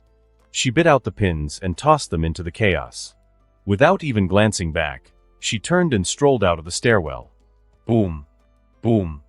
Twin explosions roared behind her. When the smoke cleared, the stairwell beneath the fire hose was nothing but blood and ruin. First floor. An enforcement squad kicked open the door to a storage room. At first, they thought, just like before, it would be another empty room. But the moment the door flew open, 2 round grenades, with pins ripped free, rolled right to their feet. Shit. The entire squad only had time to curse once before panic set in. They dove blindly in every direction. But it was pointless. Boom. Boom. 2 explosions. Of the 6 men, 3 were killed instantly, while the other 3 lost a leg or were mangled beyond use. Screams. Wails. The cries echoed across the first floor. The noise drew the attention of the other 2 squads nearby. They halted their sweep, turned back, and rushed to treat the wounded. Second floor. 10 squads had moved up, 3 of them peeling off to sweep the second floor. When they kicked open the restaurant doors, the same trap awaited them. 2 grenades dropped to their feet. No pins. Boom. Boom. 4 dead instantly. 2 more maimed. And the 7 or 8 killers following close behind were left staggering, their heads ringing, ears screaming. But compared to the squad on the first floor, these men were far less lucky. Because, while they clutched their ears, groaned in pain, or struggled to regain focus, Anna was already waiting. She leveled her Kahari CA-415 automatic rifle. Rat-a-tat-tat. She unleashed without restraint, emptying a full magazine in seconds. In the narrow corridor, the battered enforcers, stunned, half-deaf, or bleeding, had no chance to dodge or react. The already injured dropped dead on the spot. The rest collapsed, bleeding out on the floor. Anna reloaded calmly. She walked forward step by step. Bang. Bang.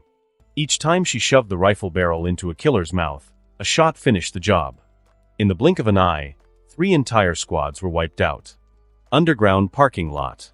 After Fox finished her slaughter, she shut off the hydrant. As the water stopped spraying, she heard footsteps echoing in the garage. She crouched, slipped behind a car, and fixed her gaze on the entrance. Soon enough, 3 more squads entered from the vehicle ramp. Fox shifted sideways, ducked behind a concrete pillar, and silently counted down, 5, 4, 3, 2. When she reached 1, she stepped out. Right into the rear of the formation. Boom. A shotgun blast ripped one man apart. Clack. Chambered. She kicked down the next in line. Boom. Another kill. By now the frontline killers had realized what happened. They turned, rifles up, aiming for Fox. Adrenaline surge. Suddenly, in Fox's vision, their movements slowed to a crawl. She bent low, slipped behind the 4th man, and used his body as a human shield. Clack. Boom. She finished off the one she'd kicked earlier. Rat-a-tat. Bullets screamed from the rifles of over a dozen killers. But every shot slammed into the unlucky shield in her arms.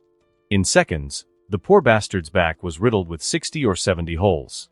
He collapsed, dead weight. Fox seized his rifle, shoved his corpse into the crowd, and opened fire. Rat-a-tat-it. She swept left and right, mowing down 2 more as she closed distance. Bang. Bang. 2 clean shots crippled another's arms, leaving him helpless. She pulled him into her grasp, another shield. A rifle but smashed into 1 more opponent. Clack. Boom. Shotgun at her left. Bang. Bang. Handgun on her right. Clack. Boom. Another kill. A knife whipped free from her shield's belt and hurled into an enforcer's throat. Clack. Boom. A final shotgun blast ended another. Then she slammed the butt of her shotgun into her human shield's gut. He buckled. Clack. Boom. She fired past him, blowing apart a man charging in. Using the corpse as cover, she flipped over it in a blur, crashing into the enemy line. Adrenaline surge, again. Time slowed. Lightning reflexes, disarm, seize, fire. Rat-a-tat-it. Bullets cut down the man ahead of her. A sharp knee strike dropped one with a scream. Clack. Boom. Boom. 2 more deaths. Fox tore off her armored suit, dashed toward a nearby row of cars, and slid behind cover. She had killed 10 in a breathless storm. But the toll was clear, her stamina was draining fast. 3 squads had come in. 8 enforcers still stood. She knew she couldn't overpower them head-on any longer. Fox began a fighting retreat, every move measured, each step calculated for survival. In the stairwell between the 2nd and 3rd floors, the corpses of the first wave of high-table enforcers lay sprawled across the steps, a grim reminder of what awaited the rest. 7 remaining squads pressed upward, every step weighed down with tension, eyes sweeping for hidden dangers. At the corner of the stairwell, the lead enforcer failed to notice the trap beneath his boots. A click.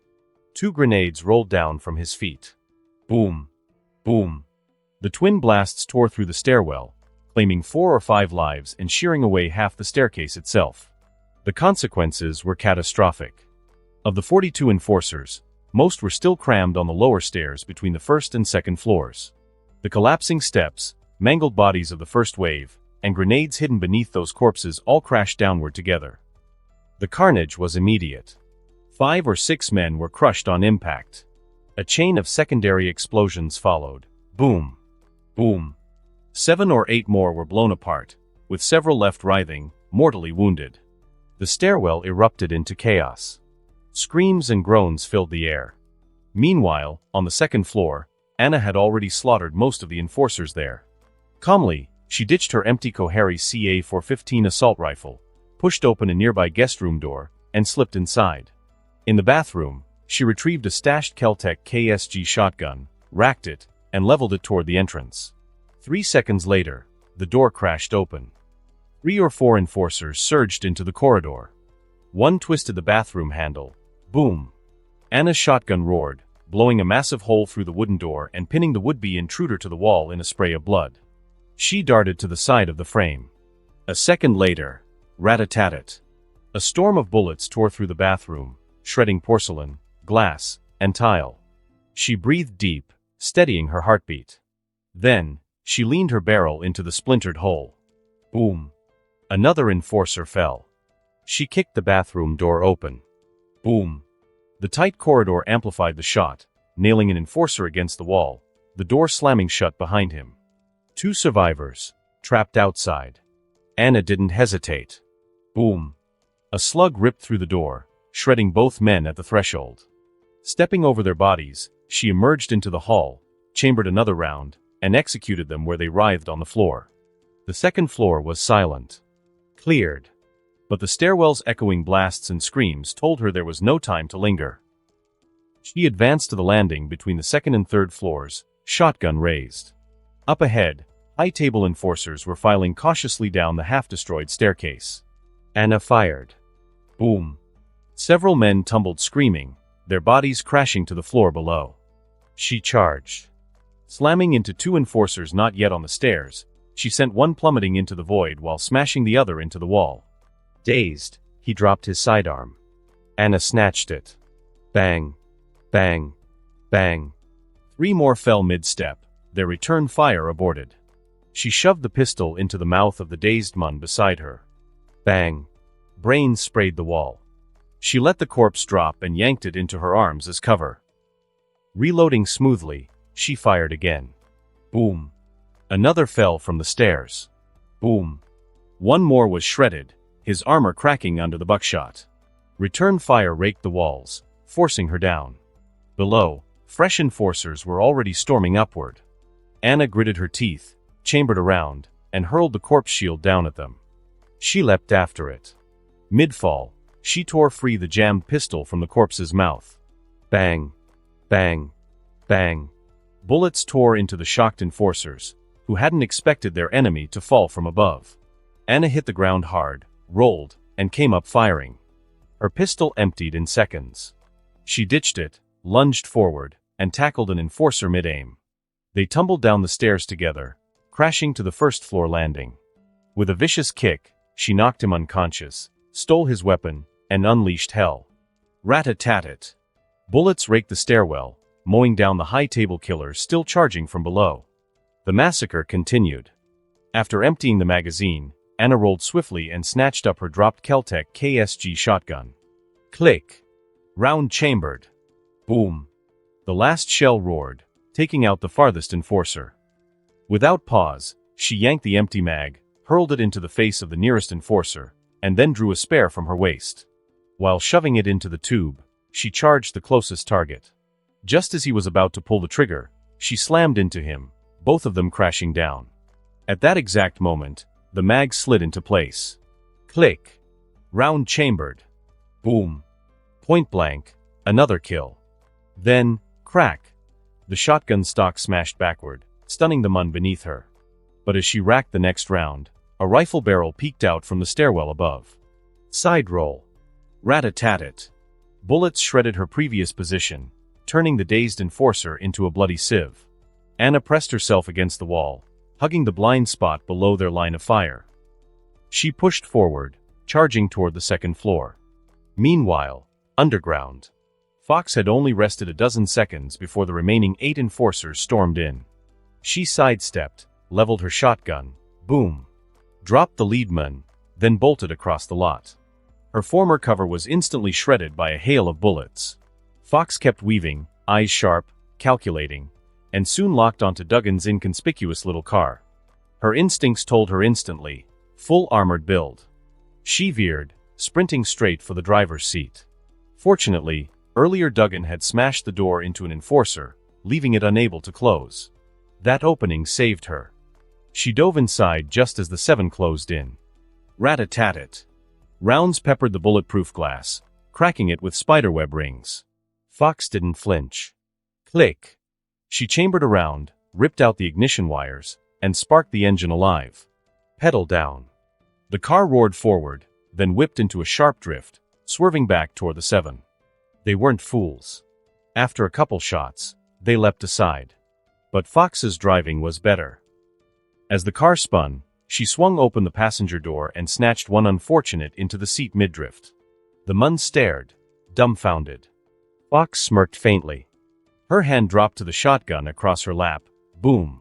The enforcer was blasted right back out the door. Brakes stomped. She halted, chambered a shell. Boom. Another kill. Then reverse. The engine howled as she pulled back 10 meters.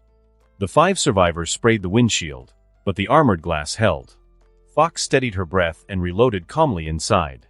The 5 dared not rush, fearing another sudden charge.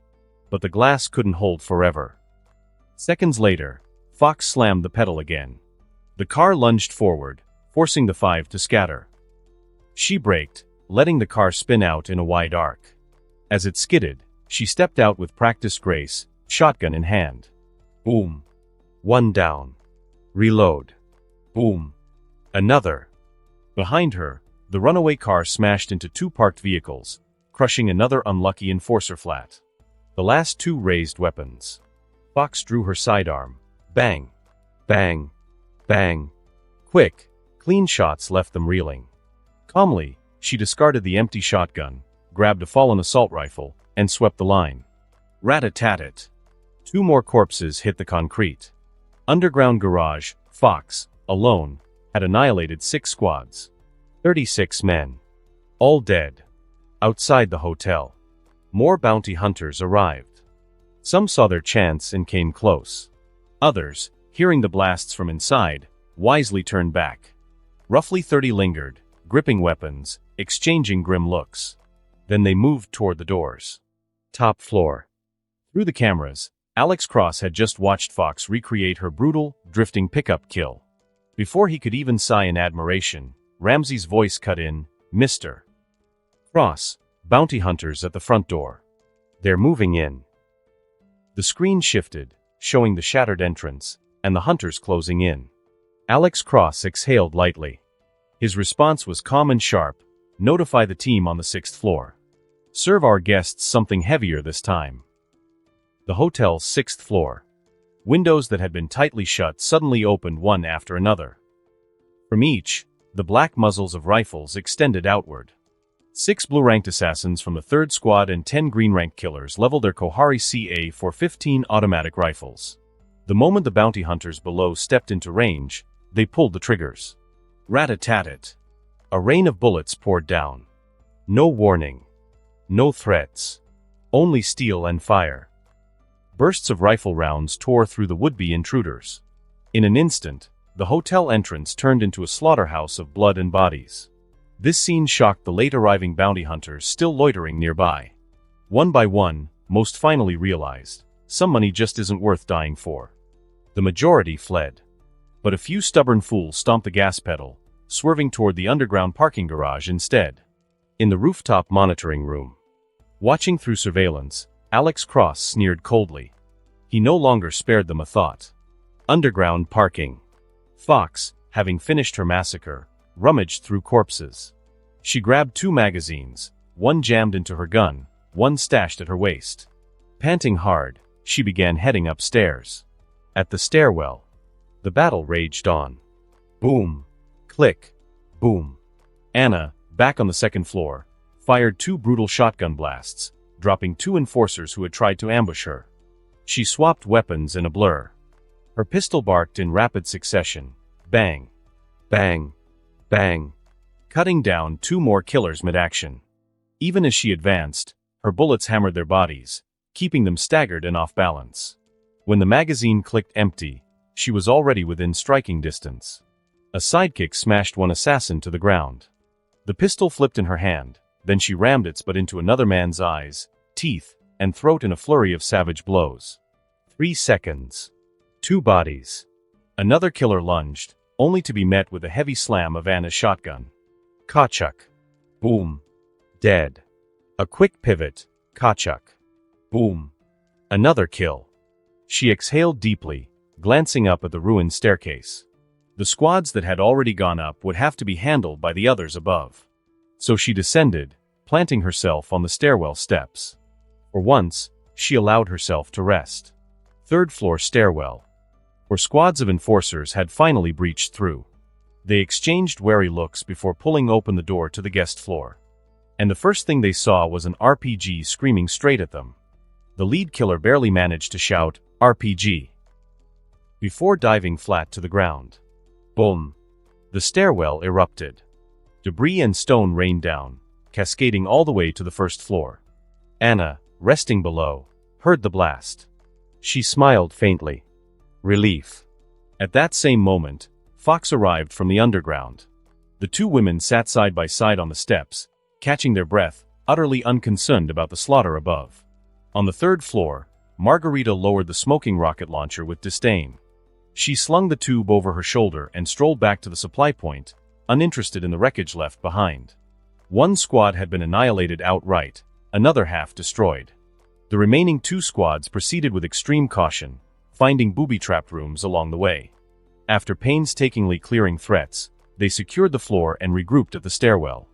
Back at the stairwell, Anna and Fox had rested barely a minute before hearing approaching footsteps. They exchanged a glance, then silently rose. One took the left, the other the right, flanking the door. The door creaked open. Two enforcers stepped through, only to be seized in choking holds. Gunfire erupted. Boom! Rat-a-tat-tat. Shotgun thunder mixed with rifle bursts ripped through the squads outside. Two killed instantly. Two gravely wounded. Anna smashed her captive into the banister, yanked him down, then blew his chest apart with a point-blank blast. Meanwhile, Fox released her own target just in time for Anna to finish him with another shotgun round. They moved in perfect sync, switching magazines, forcing doors, and covering each other's fire. Every shot was decisive. Every movement lethal. Together, they stormed forward, straight into the last four enforcers waiting outside the stairwell. Third floor. After Margarita's RPG blast, Alex Cross took over command remotely. Following the principle of strike while they're weak, kill them outright, he gave swift orders. The 6 assassins closest to the stairwell immediately moved to reinforce the front line. Or rushed into position, 2 shouldering rifles, 2 pushing open the doors. The moment the doors swung wide, smoke and wails greeted them. But the killers executed Alex Cross's orders flawlessly. Their Remington M870 shotguns and Kohari CA415 rifles alternated fire into the smoke. Boom! Boom! Rat-a-tat-tat! Rat-a-tat-tat! In just one round of staggered fire, 2 enforcers were killed and 3 wounded. As the 2 doormen joined in, the barrage became even fiercer. 3 shotguns and 3 rifles in alternating volleys, pinning down the 13 surviving enforcers, forcing them into retreat toward the lower floors. But Alex Cross's plan didn't end there. At the very moment the stairwell erupted in battle, the building's power briefly flickered back on. A second order came through, another 6 assassins, take the elevator to the second floor. Block the stairwell from below. The command was obeyed instantly. 6 killers in cover moved quickly, slipped into the elevator, and arrived at the second floor. They rushed to the stairwell, raised rifles, and aimed upward. The half-destroyed staircase became the perfect kill zone. When an enforcer appeared at the gap, they opened fire without hesitation. Rat-a-tat-tat. Bullets poured upward like a tide, tearing through the enemy's backs. Blood sprayed. Bodies toppled. Wounded and unable to steady themselves, the enforcers slipped one after another from the broken steps, falling to their deaths. In moments, 13 enforcers had been reduced to 8. Finally, the surviving 8 mounted a desperate counterattack. Gunfire clashed in the stairwell, rat-a-tat-tat. Boom. 8 enforcers fell in futile resistance. But 6 of Alex Cross's own assassins also perished in the crossfire. Ding. Reminder, one of your green-ranked assassins has died. Ding. Reminder, another of your green-ranked assassins has died. System notifications echoed in Alex Cross's mind. But his heart remained calm. With a level 2 assassin camp, 6 green quality killers could be replaced in just 2 days. Meanwhile, on the first floor, Anna and Fox confronted the last 4 enforcers. Rat-a-tat-tat. Charging through the doorway, they each dropped one opponent in seconds. Then, a whip kick. A knee strike. A choke hold. A swift blade across a throat. Their teamwork was flawless. In less than a minute, the 4 remaining enforcers were dead. Thus ended the second wave of the battle. High table casualties, 120 enforcer assassins. Lighthouse casualties, 6 green quality killers. Additional bounty hunters slain, 21. As Anna and Fox prepared to sit and rest, Anna's phone rang. She answered. Alex Cross's voice came through calmly. Anna, take Fox to the rooftop to rest. You won't be needed for the next stage. Understood, Mr. Cross, Anna replied. The 2 women entered the elevator and soon reached the top floor. Moments later, the power cut again. Susie stepped out from Alex Cross's room and led them inside, guiding them into a large bathroom. 2 bathtubs stood side by side, each filled with clear water. Alex Cross stood between them, holding 2 bottles of milky white liquid. He slowly poured the contents into the tubs. Fox's eyes widened in recognition. It was her former organization's rare healing wax elixir. Undress. Soak in it. For the next 24 hours, you won't participate in combat, Alex Cross instructed, stirring the water. The second wave had been harsher than the first. Both women had been injured, especially Anna, who had tumbled multiple flights down the stairwell, taking several rounds even through her bulletproof suit. Bruises covered their bodies. Several bone fractures were obvious from their pained expressions. They stripped, revealing blood seeping from fresh wounds, then sank into the milky baths. Within a minute, exhaustion overtook them. They drifted into deep sleep. Alex Cross dimmed the lights, set the heaters on, and left with Susie. The second wave was finished, but the war was far from over. The high table would not relent simply because 200 killers had died. The 48-hour judgment would continue. This time, however, Alex Cross intended to show them what absolute power truly meant. With the second wave of battle concluded, night fell. The city's neon lights flickered to life. Lighthouse Hotel. In the underground parking lot, a dozen bounty hunters crept among parked cars. Even after watching over 20 fellow hunters cut down mercilessly at the hotel entrance, their hunger for the huge bounty did not fade. But they dared not confront the hotel's assassins head-on. Instead, they waited. Waited for the next high-table enforcement squads to arrive. Then, in the chaos of crossfire, they would strike from the shadows, snatch a head or two, and collect a handsome reward. All of this was seen by Alex Cross. But he did not care. In his hand, he calmly held the crimson insignia, waiting for the third high-table assault. Giselle Gang, Irene's office. Irene sat behind her desk, flipping through files. Bruno, Harold, and Vigo sat smoking on the sofa in silence, watching, waiting for Irene's decision. Her brow was furrowed. 3 hours ago, Susie had asked her to take her family away from Lighthouse Hotel for 2 days. No explanation was given. But Irene, sharp as ever, sensed something. Her new employer was preparing for something big. Sure enough, as her men reported back, 2 waves of heavily armed, near-military strike teams had already tried to storm the hotel. Both had been annihilated. That was exactly why Bruno, Harold, and Vigo had come. Vigo argued, if the enemy could send nearly 200 men twice, a third and fourth strike were certain. No matter how strong the lighthouse was, sooner or later, they'd be overwhelmed. He urged the others that, rather than keep following the lighthouse, they should seize this chance to form an alliance, carve up the Night Demon's territory, and stake their claim in New York's underworld. Bruno and Harold hesitated. They remembered the lighthouse's brutal methods all too well.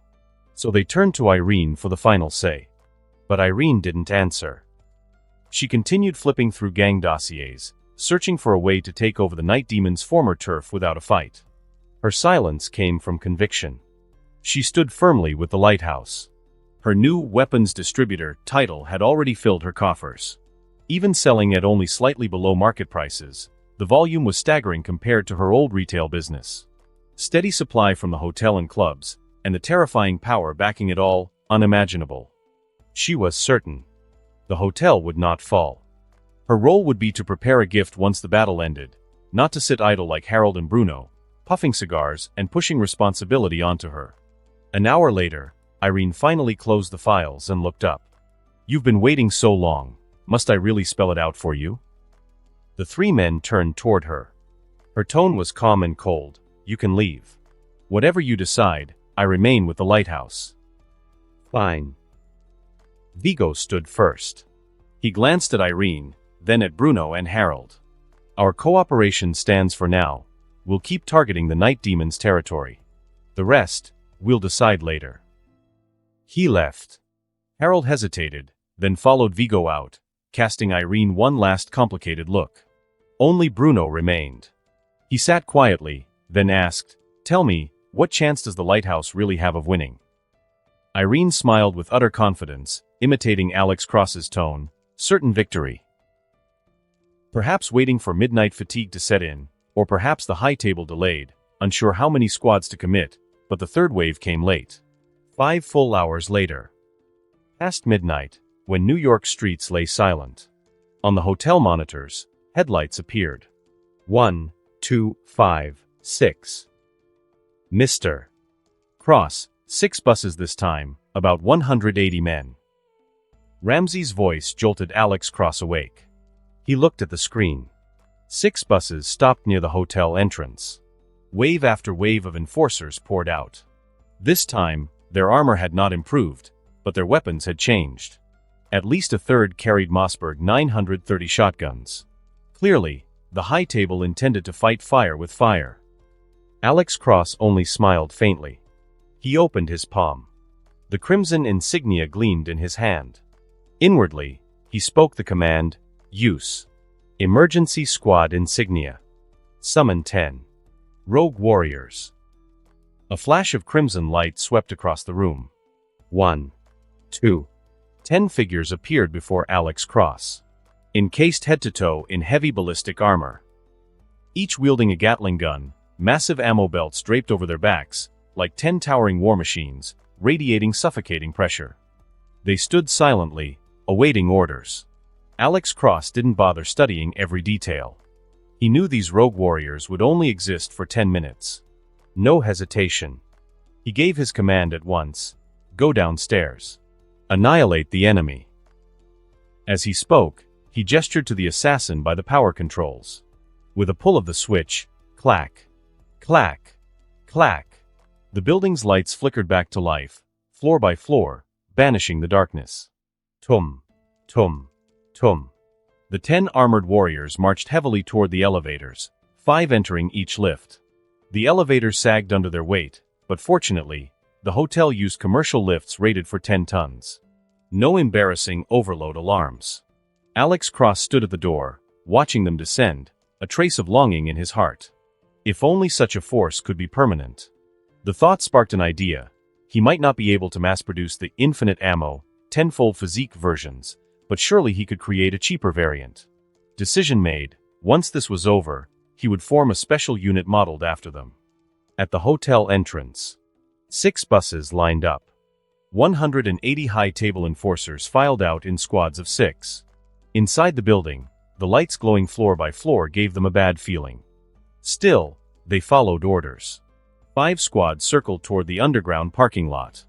The rest prepared to breach the front entrance. But this time, they were cautious.